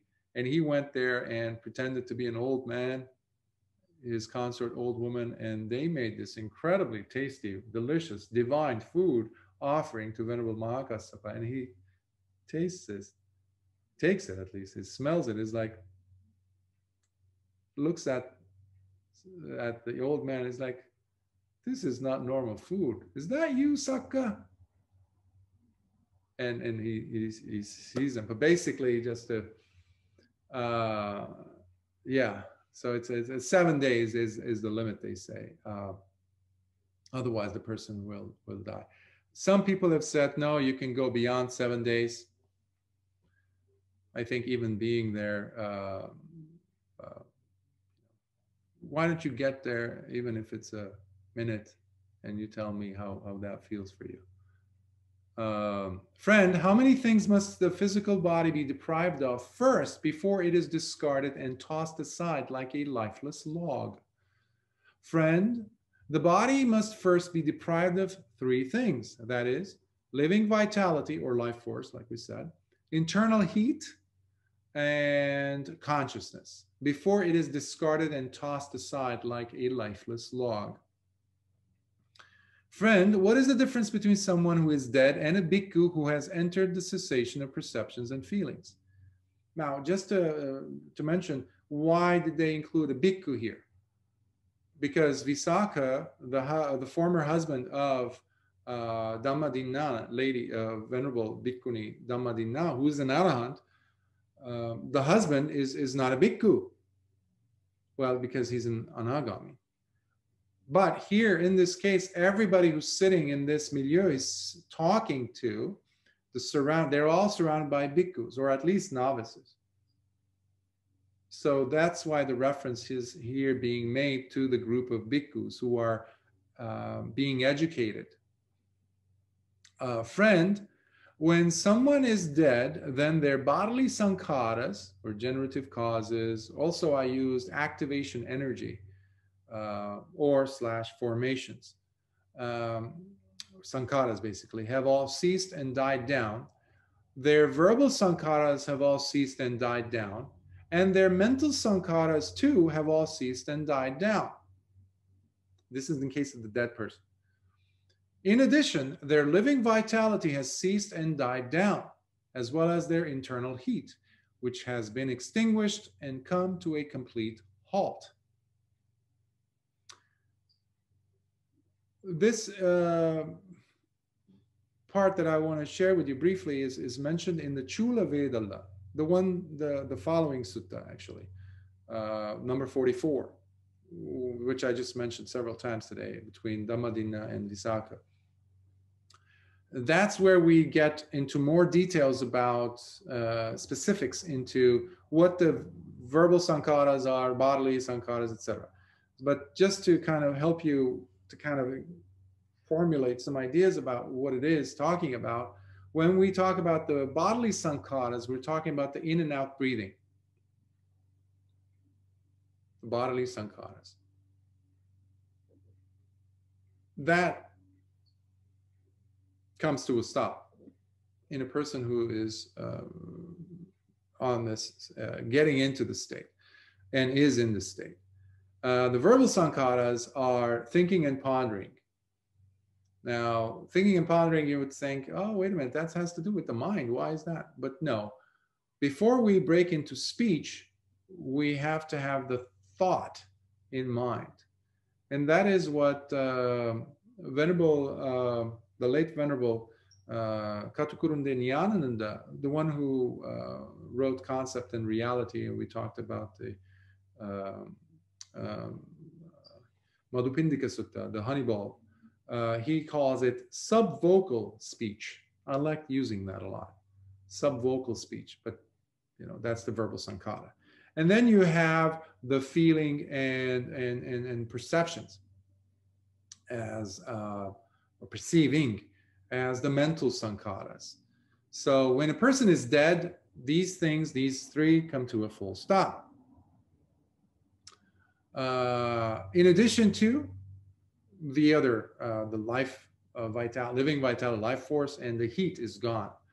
So there's been cases where bhikkhus had been sitting. I don't know of any in the suttas, that is, I don't know of any lay people, householders, who have attained anagami and sat for 7 days. But this particular bhikkhu, one day he was sitting in the forest and people come and they think that he is dead. So they say, well, we have to burn his body. So they cremate him. He's wearing the robes, this and that. And he's not total, he's completely unconscious, like he's sitting is in that state. So the commentary, I think it's also in the sutta. I forgot which one though. I'll come back to it later in another time. And they say that it's not even his robes caught fire. It didn't singe. And so in the morning he wakes up and he's all covered in ash. So he shakes it off and he goes to the village because he's hungry. He's been sitting there for 7 days. And some of the people who cremated him see him and get shocked. They think he's a peta or a hungry ghost or something. Meanwhile, he's hungry. He's holding his bowl, and and then he explains to them what he had been engaged in, because they were. I think he was not living in a place where there were dayakas, like Buddhist supporters, so they didn't know anything about that. So anyway, and one of the things I read, I don't know if it's in the commentary or sutta, I can't recall if it is in the sutta, but they say that they usually would put a plaque or some writing in front of the sitter, like, hey, I'm not dead. Don't cremate me, don't call the police or paramedics, leave me alone. I'll come out, don't worry. But one of the ways that we can test is to, they're not going to feel any touch or anything. So you can go and touch their body or just gently, or you can even put like a mirror or something like a metal, flat metal, something that's cold under their nose to see, well, obviously they're not going to breathe, but actually the heat, the temperature of the body, that has to be there. The breathing is stopped, obviously.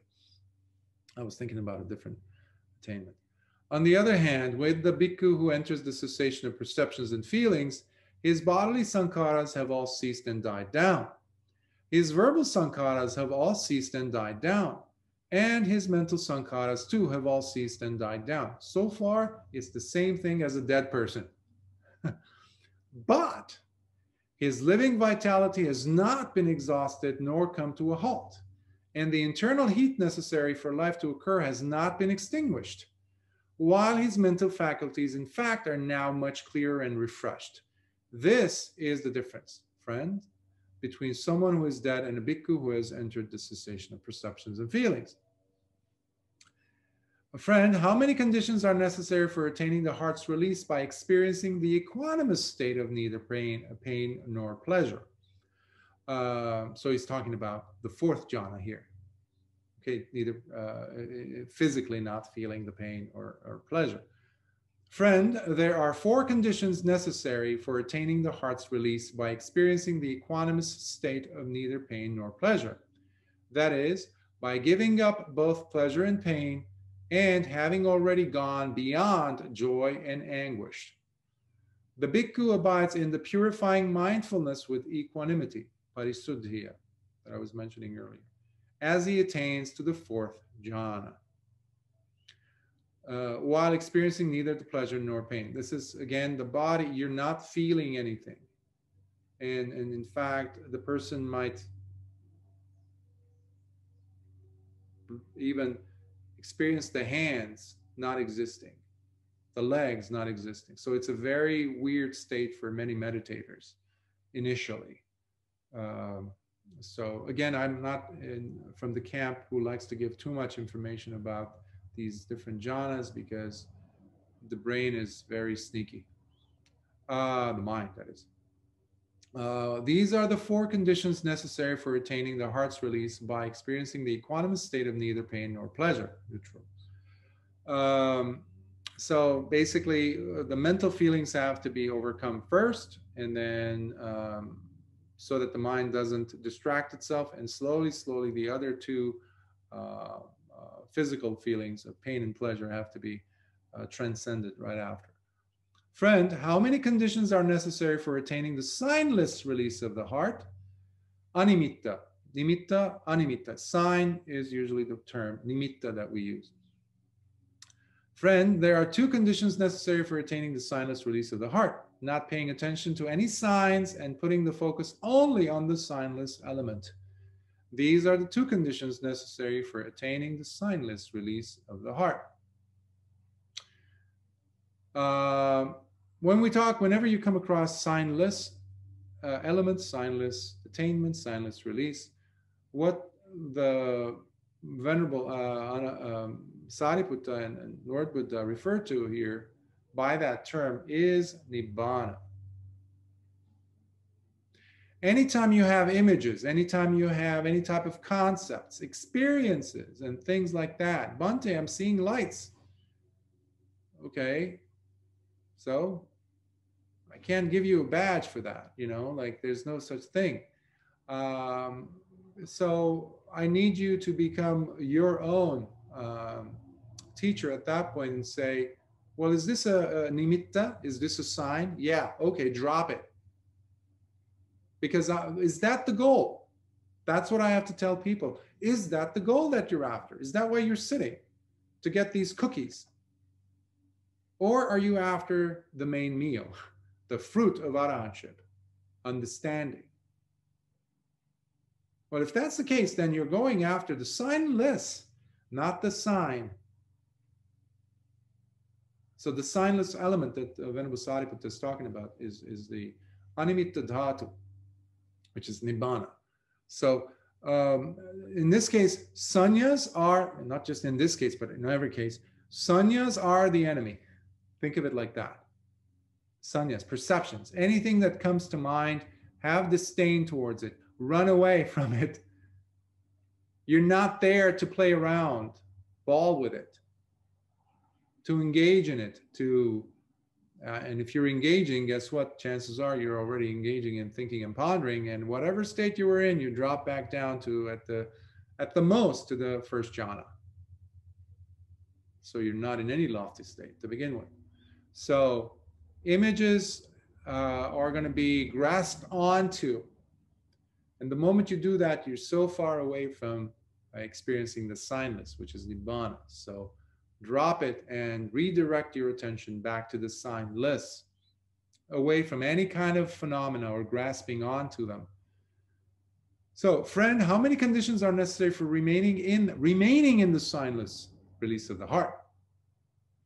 This is the Nirodha Samapatti, the actual attainment, staying in it. Friend, there are 3 conditions necessary for remaining in the signless release of the heart. Not paying attention to any signs. Second, putting the focus only on the signless element, and previously having determined its duration, how long you're going to stay in it.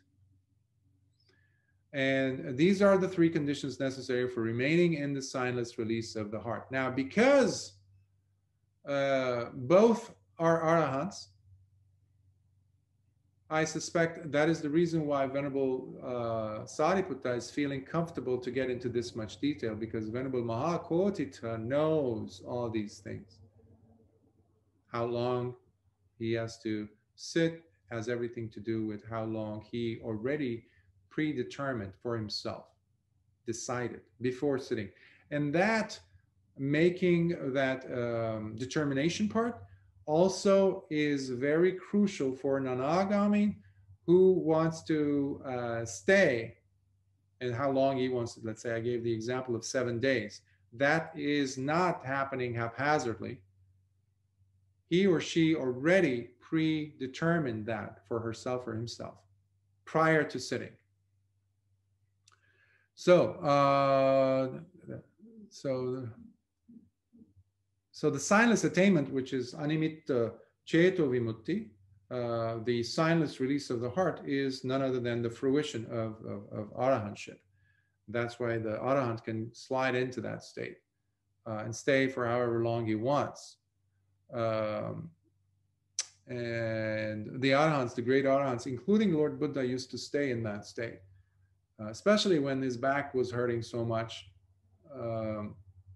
He would stay either in that state or any of the other arupa states where he wasn't feeling the body anymore, the pain of the body. So if you have it, why not use it, you know? So because that would give him energy. And the thing which many times people don't understand, including with the cessation of perception and feeling, when the person comes out of that state, all of a sudden his 6 senses become so refined they're like brand new. It's like you turn in your broken piece of car, all of a sudden you get a brand new Ferrari. Not to trivialize it, but you know, we have to use whatever images we have available, right? So, friend, how many conditions are necessary for emerging out of the signless release of the heart? Friend, there are two conditions necessary for emerging out of the signless release of the heart: paying attention to signs and removing one's focus from the signless element. So you're redirecting your attention from the signless to the signs, nimitta. These are the two conditions necessary for emerging out of the signless release of the heart. Friend, in comparing the boundless release of the heart, which basically are the immeasurables, we're talking about the Brahma Viharas, metta, karuna, mudita, upekkha. Next, the heart's release through nothingness, sunya. The heart's release through emptiness, that's sunya actually. And the signless release of the heart, do we view them as being different in both their meaning and name, or are they the same in their meaning, but only different in name? Friend, in comparing the boundless release of the heart's release through nothingness, the heart's release through emptiness, and the signless release of the heart, we can view these states in a way where they are different in both their meaning and name, while in another way, we can view them as having the same meaning, but being different only in name. Yeah, I'll just continue this. And how, friend, can we view these states as different, as being different in both their meaning and name? Friend, here the bhikkhu abides in meditation while pervading 1/4 of space in front of him with the heartfelt experience of loving kindness, metta. When we say quarter, when I describe the experience to students and give the instructions, it's not just straight. Think of yourself being in the middle of a sphere, globe. So you're cutting out chunks to simplify the process for yourself. So you're looking at a quarter. So basically think of it like a wide, like almost like peripheral view of wherever your eyes go. And think of it like a circle or like even an octagon shape. So you're giving, radiating loving kindness in that direction. It's not just straight. He does so with the second quarter. You decide which the second is. I leave students, this at the student's discretion. And I like to have you guys be playful with it. Sometimes you want to start from the right, sometimes from the left. Who cares? As long as you're covering it up. So too with the third quarter, also with the fourth quarter, as well as below and above. Zenith and what was the other one? Azimuth. All across oneself, just like a belt. And then finally radiating it like a globe, like a sphere throughout. It's like the sun shines everywhere.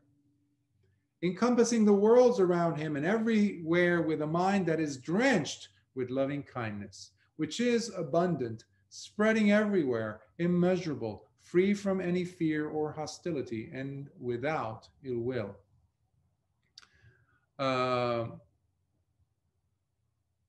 You cannot experience the other boundless or immeasurable or Brahma Viharas, meaning Karuna, Mudita, Upekkha, without first having strongly established yourself in metta, loving kindness. That is key.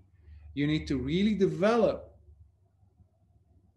this attainment, this release, this immeasurable release, where you become so accustomed to it, so free, like it's so smooth. You slip into it almost.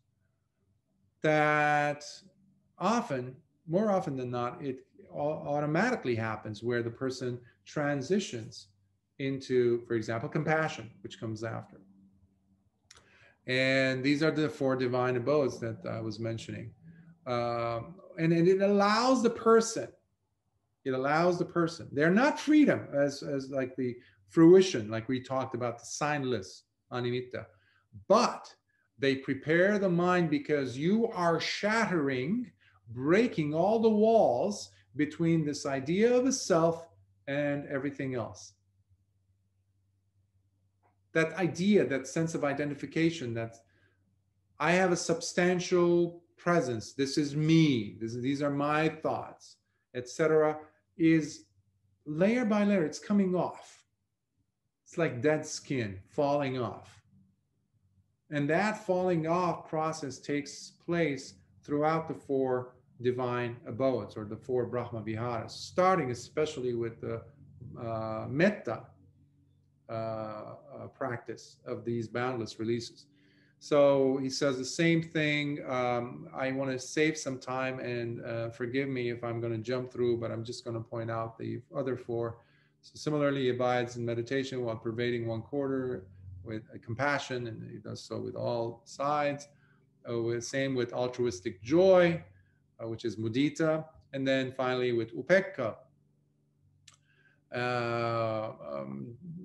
with the mind that is drenched with equanimity, which is abundance, spreading everywhere, immeasurable, free from any fear or hostility or any without ill will. This, friend, is called the boundless release of the heart. So in this Mahāvedalla Sutta, we are talking and seeing and exploring the different types of releases, liberations. Now, somebody might come and say, Bhante, you're saying release and liberation, but you're at the same time, the sutta is telling us, or you're telling us, that this is not fruition of an Arahant. So why is it a release? Why is it a liberation? Why is it called a freedom in the first place? Well, it is a freedom, a liberation from this narrow concept of a self, being captured in that small world that we think is everything, which is highly, highly drenched in conceit. So if you're practicing the Brahma Viharas correctly, conceit is going to be uprooted a lot faster if you're doing it right and not using it as another tool to enhance your conceit, which I have seen happen. So they sequentially fall into or build on top of each other until you reach the fourth of the Brahma Viharas, which is upekkha. And as you experience a broader sense of expansion. And what, friend, is the heart's release through nothingness? Here, the bhikkhu, by having fully surpassed the dimension of the infinity of consciousness, becomes aware of the dimension of nothingness, personally knowing for himself how there is nothing. In this manner, he enters upon and dwells in the dimension of nothingness. This, friend, is called the heart's release through nothingness. Now, this also is not supramundane, because this is the third arupa jhana, where you're experiencing nothingness, but you're not yet in the signless animitta, because you can come out of it and you still have the defilements. The brain, the mind feels amazing, but there is a sense of freedom, of course, but it is not we say, the taintless liberation of the mind, where the asavas have come apart. The person has attained arahantship. That's not the case here. But it is nevertheless a release, because it allows you to disconnect from and taste what it feels like to have a mind without any thoughts, literally. And the person, again, I'm not going to say much about that. And what, friend, is the heart's release through emptiness? Here, the bhikkhu, having gone to a forest, to the root of a tree, or to an empty hut, reflects to himself, this is truly empty of a self, empty of whatever that might constitute or belong to a self. This, friend, is called the heart's release through emptiness. So again, this is a different layer, a refined, a more subtle layer of discovering that there is no sense of identity. So you're refining it. Basically experiencing a lack of substantiality, not just in yourself, but in all persons, in all things that you experience, in all beings. And as the person is developing in these attainments, It's inescapable for the person to have a disenchantment, especially dispassion growing within them. And so they don't have things and experiences don't have such a stronger hold on them.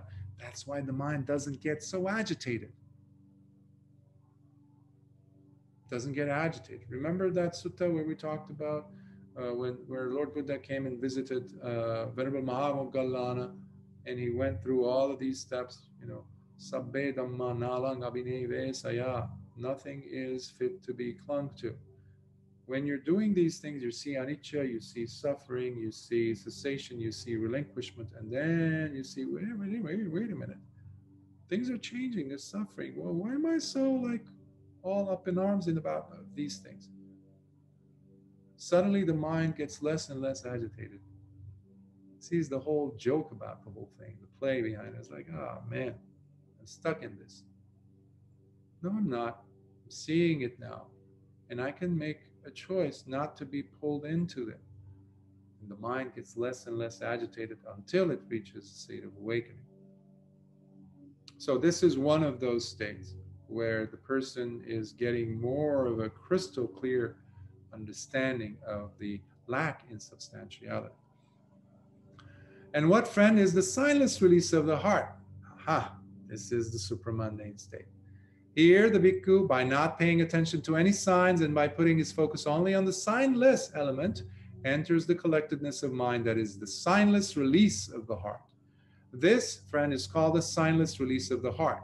This, therefore, is the way to view these states as being different in both their meaning and name.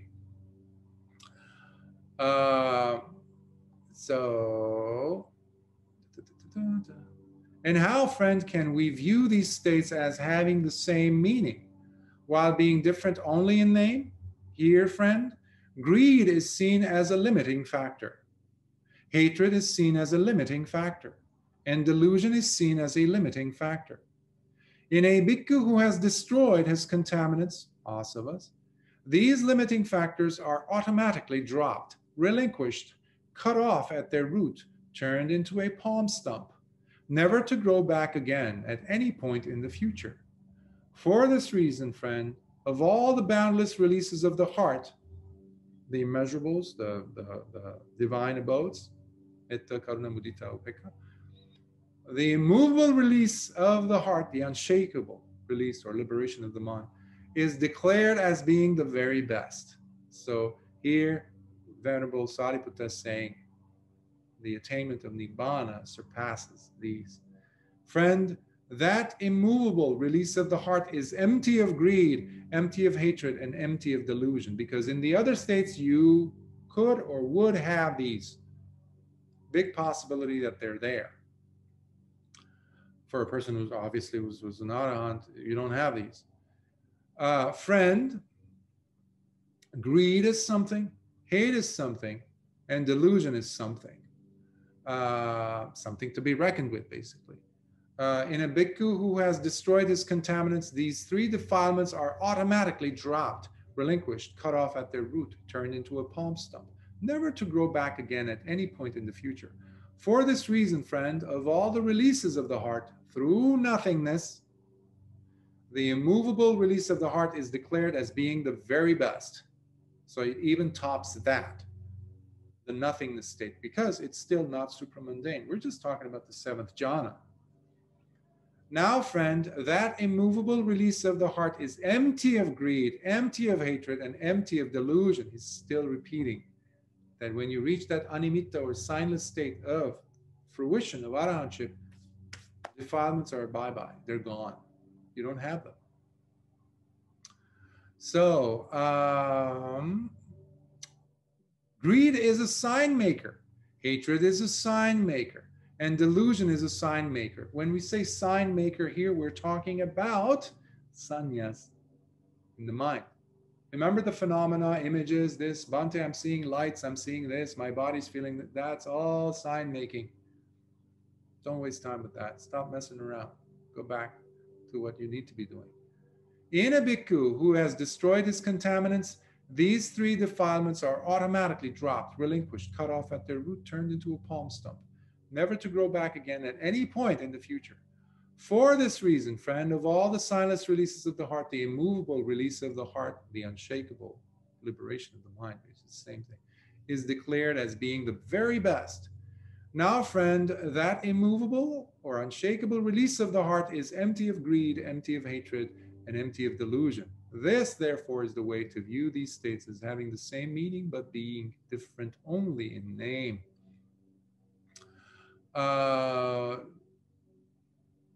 So the defilements can often be used as a yardstick to distinguish between, as a measure, between putujjana, common unevolved living being,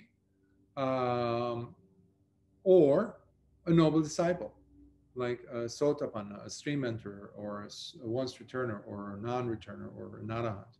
So whether they do have the defilements or not, that is the measure.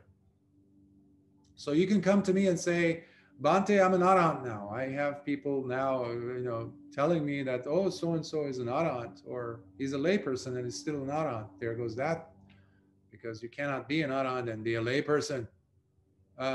It's impossible. There's no precedent. The Buddha never talked about that. So anything that's not mentioned in the sutta, sorry. Same thing with defilements.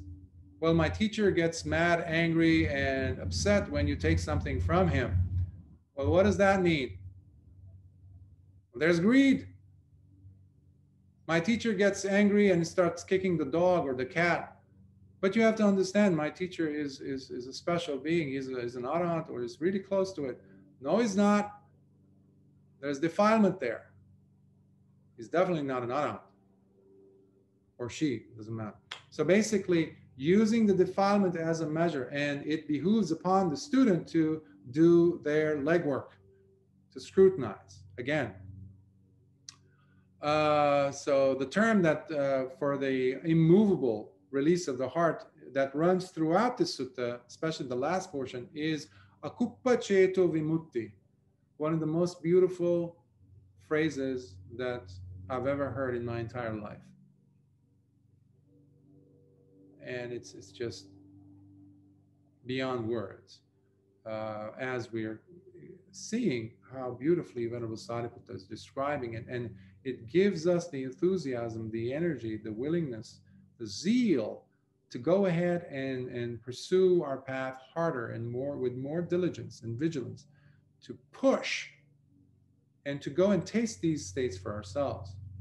So finally, the sutta reads, that is what the Venerable Sāriputta said, and the Venerable Mahā Koṭṭhita was utterly delighted in hearing the words spoken by the Venerable Sāriputta. Sound, sound, sound.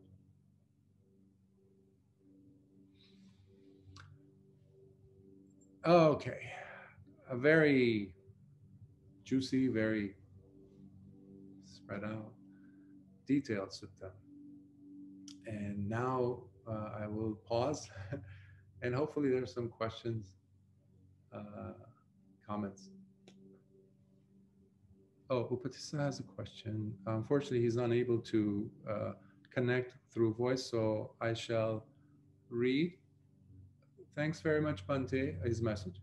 I recall a sutta in the Anguttara Nikāya book of the 11th where Venerable Ananda was explaining to a lay disciple that any one of the jhanas, including the first, would potentially take one to ending of asavas. Yes, that is correct. But if, because of residual clinging to Dhamma, attains non-returning, yes, so it seems that arahantship or non-returning does not even require the fourth jhana, absolutely. Not to mention sanya vedayita nirodha. Could you please shed light upon this, Sadhu? Yes, yes, absolutely. A very good question. You do not need to experience the fourth jhana or the second, but it really helps. The first jhana especially. In different places I've come across, I cannot recall where in the suttas, unfortunately, but even the first jhana is like the springboard into arahantship. Because now you have introduced your mind to a state of being that is completely cut off from the world that you knew up to that point. Up to that point. Let's not forget, even Siddhartha Gautama, when he sat under the Bodhi tree, when he was like, okay, now what do I do? I know all the routes that don't take me to Nibbana. I left those and I came here and I made the resolution to sit. What should be my object of meditation? He had the 7th and the 8th jhanas. But he had been practicing the one-pointed type of concentration where you completely lock yourself down, where there is no possibility for wisdom to take place. But here, suddenly he recalled how he would, when he was a child, he was sitting under a rose apple tree and the weather was perfect and the sun was, beautiful, everything, the breeze. And suddenly he fell into the first jhana. And immediately his body remembered, his mind remembered, and he just fell into that. That became his jumping board, if you will, to attain eventually, very quickly, the Arahantship and the stages of an Arahant and the 3 knowledges. So there was no mention of the 4th jhana. And even in the suttas, we are encouraged to not beat ourselves up if you're not going after the Sanya Vedaita Nirodha Samapatti. But sometimes I've seen many meditators using that, dropping that statement or whatever. And it is another way of holding on to something. And typically it involves mana, which is conceit, plain and simple. First of all, Sotapannas and Sakadagamis cannot experience cessation, unlike what some teachers might be teaching out there. There's no evidence of that in the suttas. If somebody does, please send me an email, let me look it up. It's only in the case of an anagami and an arahant. But do you need to experience that state of cessation? No. And I've seen people explain that no, it is only after you've entered that cessation state. When you come out, you're going to see some things and this and that, and that's what's going to take you, or, that's the experience of Nibbana. No, it's not. Again, coming out of the state that I was talking about, the cessation of perception and feeling, that would be like the anagami stepping with his other foot inside, meaning the fruition stage. Or in the case of somebody becoming an arahant, an anagami becoming an arahant. But this is one way. And it requires that the person have done and mastered all the other 8 jhanas. Okay, that part we know. You can also do the vipassana practice, which allows the person to forego all of the jhanas even. You don't even have to have the first jhana in some cases, in many cases actually. So I don't want to put the idea out there or the impression that you must have cessation. No, you don't. To be an arahant or to experience nibbana, you do not need to experience that level of sanya nirodha samapatti, sanya vedaita nirodha samapatti. So yes, I hope that answers that question. But the first jhana is crucial. 4th jhana is not, but it is a very lovely experience because it teaches the mind to become acclimated in what equanimity feels like. Because up until the 4th jhana, there's joy, there's flickering, there's the agitation. The mind is still moving, there's turbulence, if you will. And even joy at that level, still, it becomes annoying, basically. But despite the fact that it's a lovely experience, the first jhana, second jhana, yes, it gets less.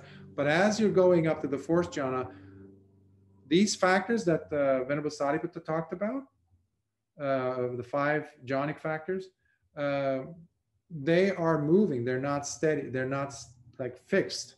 So you're having equanimity also develop, which is part of the Brahma Viharas coming into your view. But the joy, the bliss, the thinking, pondering, they're receding up to nothing until you come out or drop from that state to another jhana, lower. So I hope that that was a fair answer to your question, Koṭṭhita. If I haven't answered it, please send us another note.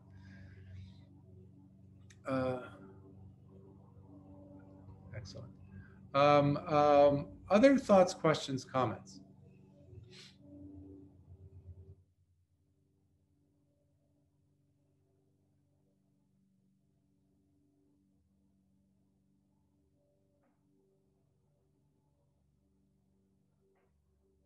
If you I have a question. Go ahead. Oh, yes, Ross.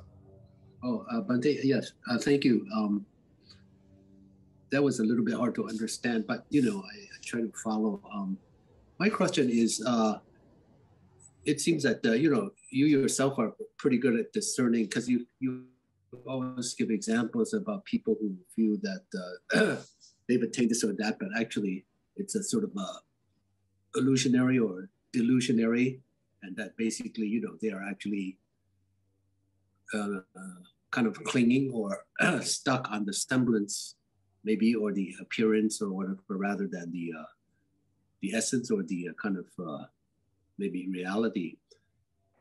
Now, there's got to be a lot of well-intentioned people who are a bit stupid or not as, for whatever reason, can't quite, our understanding is not as,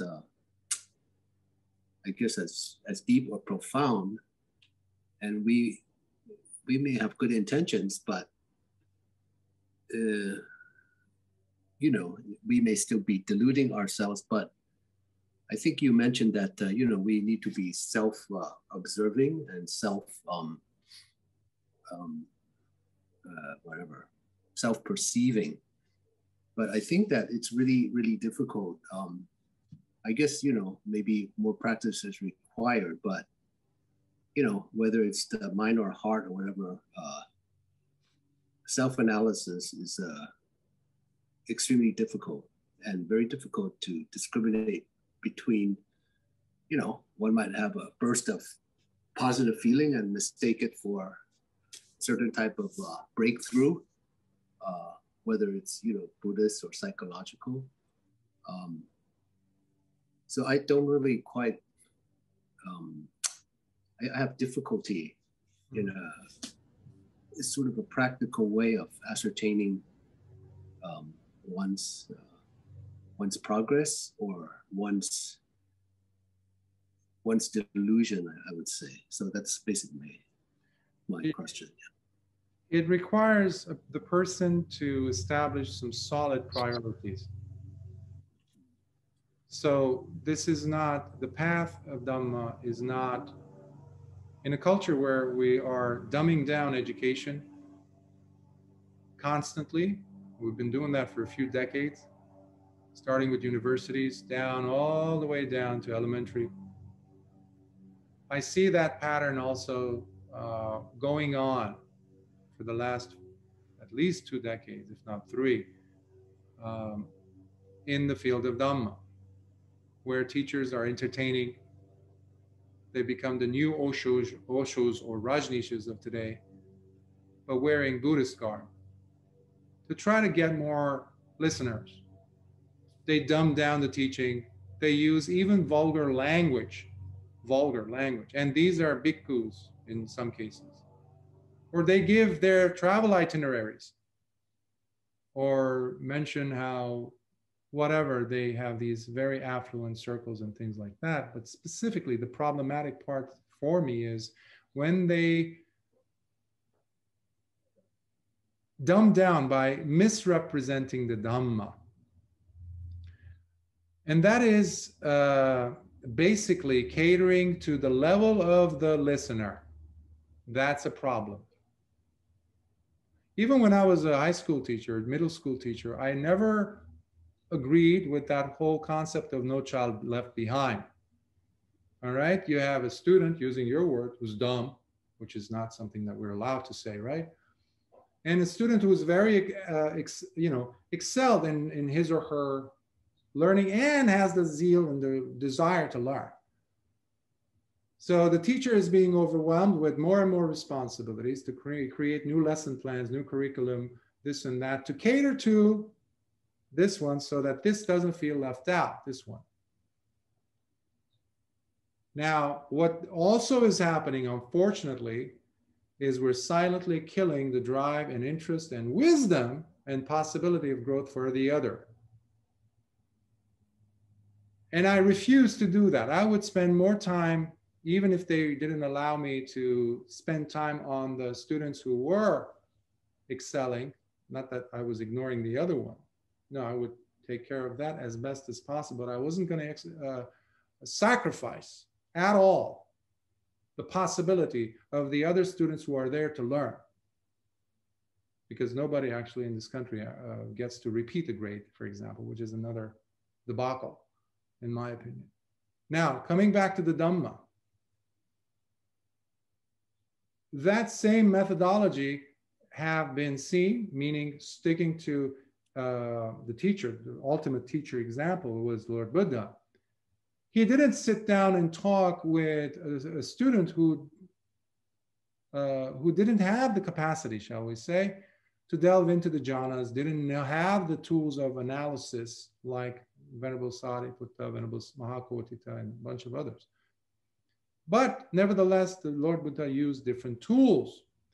But it behooved upon the student to make that a priority and not go about living their life and treating the Dhamma as, yeah, it's a weekend thing, or it's a dana thing, or it's just like reading the suttas as if they would read a novel. That is the disrespect being shown by the student.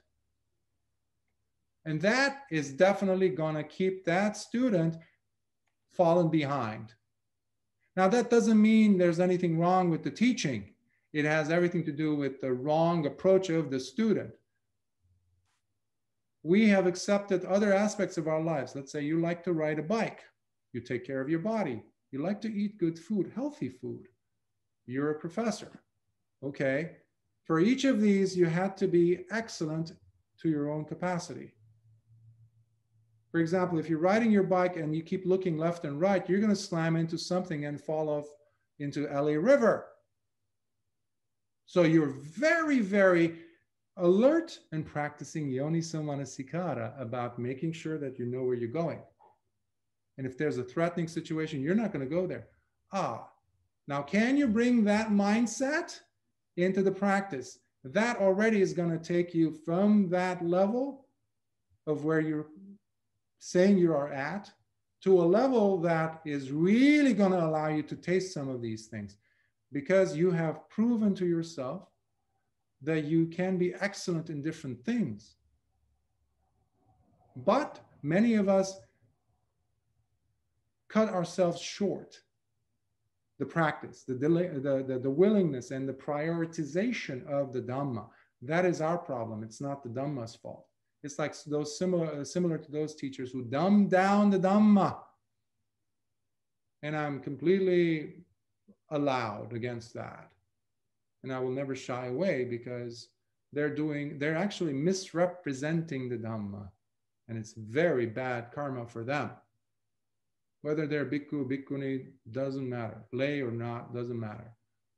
So making it a priority is absolutely necessary. And coming back to that last portion of your question about how can I ascertain through your own experience, and like I was saying throughout the sutta repeatedly, experience joined with you going back to the suttas on your own and really carefully, meticulously looking at what was said about this experience.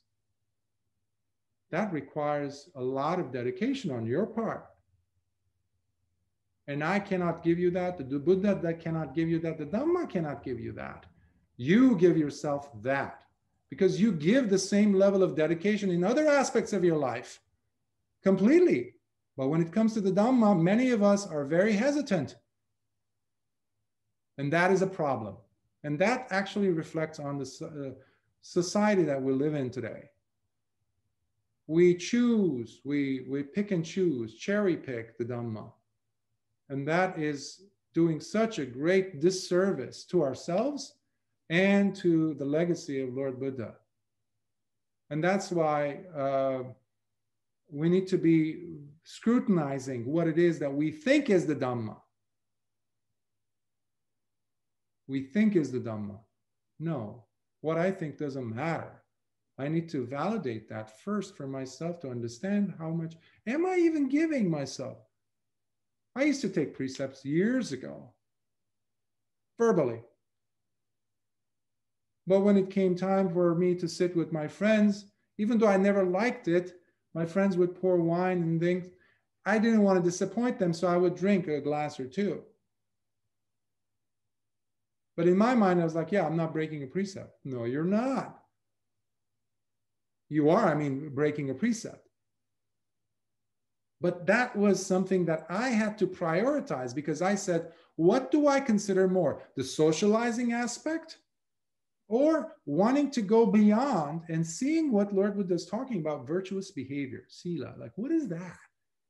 Is it just me taking precepts? Yeah, I'm now upasaka. Yes, my name is, in those days, Candana. Yes, okay. Candana, upasaka, Candana. Okay, yes. Who cares? If I'm not benefiting, I'm not tasting the fruits of sila, samadhi, panya. That's when I had to go into action.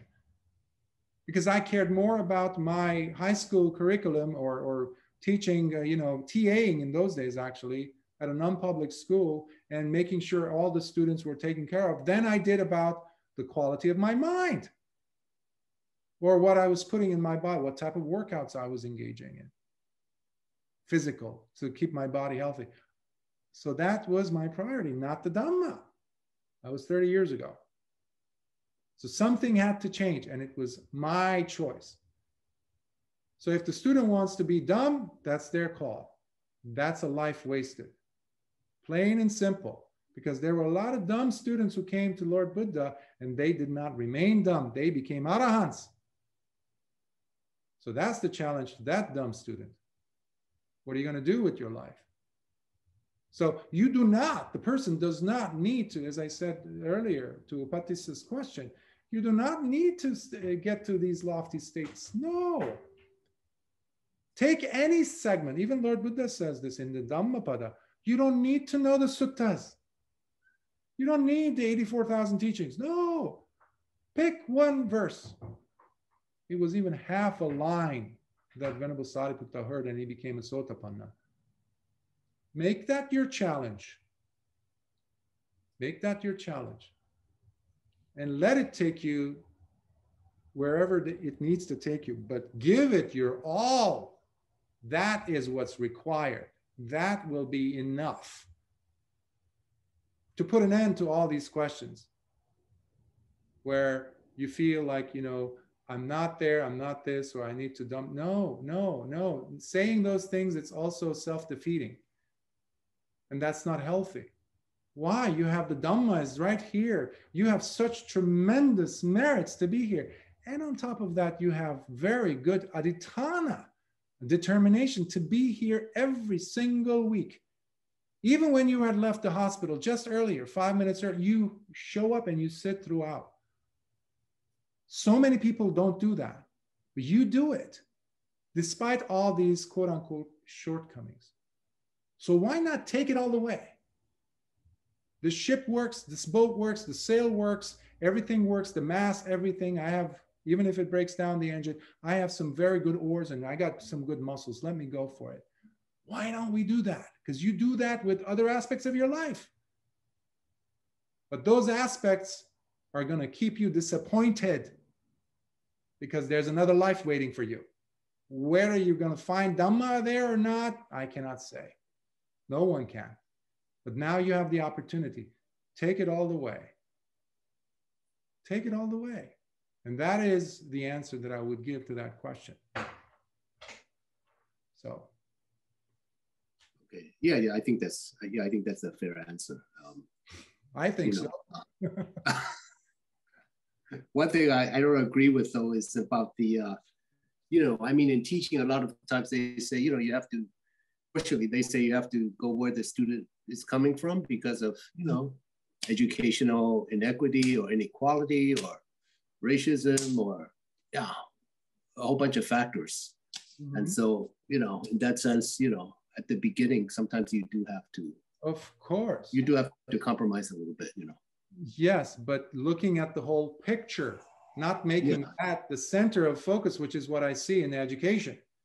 That is creating handicapped, that's another word that we're not allowed to use these days, situation where teachers have both arms and legs tied behind their backs. They're supposed to be these miracle workers, and they don't even have TAs many, many places, and overburdened with more responsibilities. So they cannot help but to drop the level of proficiency required. And we're dumbing down students. And that's why you don't have students, even in their 20s these days, going into college or even college graduates who have sufficient amount of critical thinking. You have 30, 40-year-olds, even more sometimes, who don't have the exercising ability of critical thinking. You have a lot of dumb people. I used to think zombies don't exist, but actually they do. We do have them all around us. Because nobody is wanting to take on individual responsibility. And we have all these lofty social justice, this term, that term, and we're always getting a new one. A few months ago, it was BLM, this month is this, a few months earlier to that, there's this Me Too, there's this, that. There's always a new flavor. But we never sit down critically looking at the data, investigate, and see our relationship with what I'm putting into it and how much of my life is being stripped away. Because these are just content. These are just sanya. What am I doing in relation to that? Many people are losing their lives and having done nothing, no work done on themselves. That's a wasted life. That's a sorry excuse for being a human being, period, as far as the Dhamma is concerned. I don't care about these lofty ideals because they leave my stomach empty at the end of the day, metaphorically speaking. But that's what today's culture is talking about and creating that. That's the new saint today. If you use these lofty terms, but you neglect the number one priority, which is working on your mind, period. Because you're going to still die. You will die, your loved ones will die. You're going to get old, you're going to get sick, and you're going to die. What are you doing about that? The Buddha called them the divine messengers. Old age, sickness, death. So we have to take the heed and just take the call. So I hope that helps. Yeah, thank you. Thank you. Any other thoughts, comments?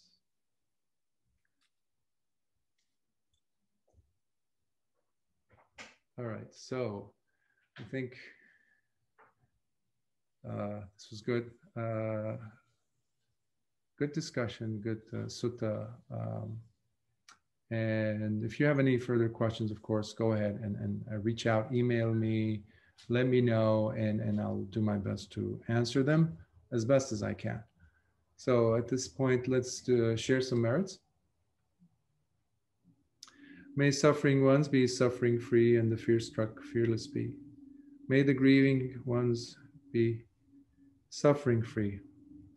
May all beings share in these merits that we have thus acquired for the acquisition of all kinds of wholesome happiness. May beings inhabiting space and earth, devas and nagas of mighty power share in these merits of ours. May they long protect the Buddha's dispensation. Sadhu, sadhu, sadhu. Be well. May the Triple Gem bless you all.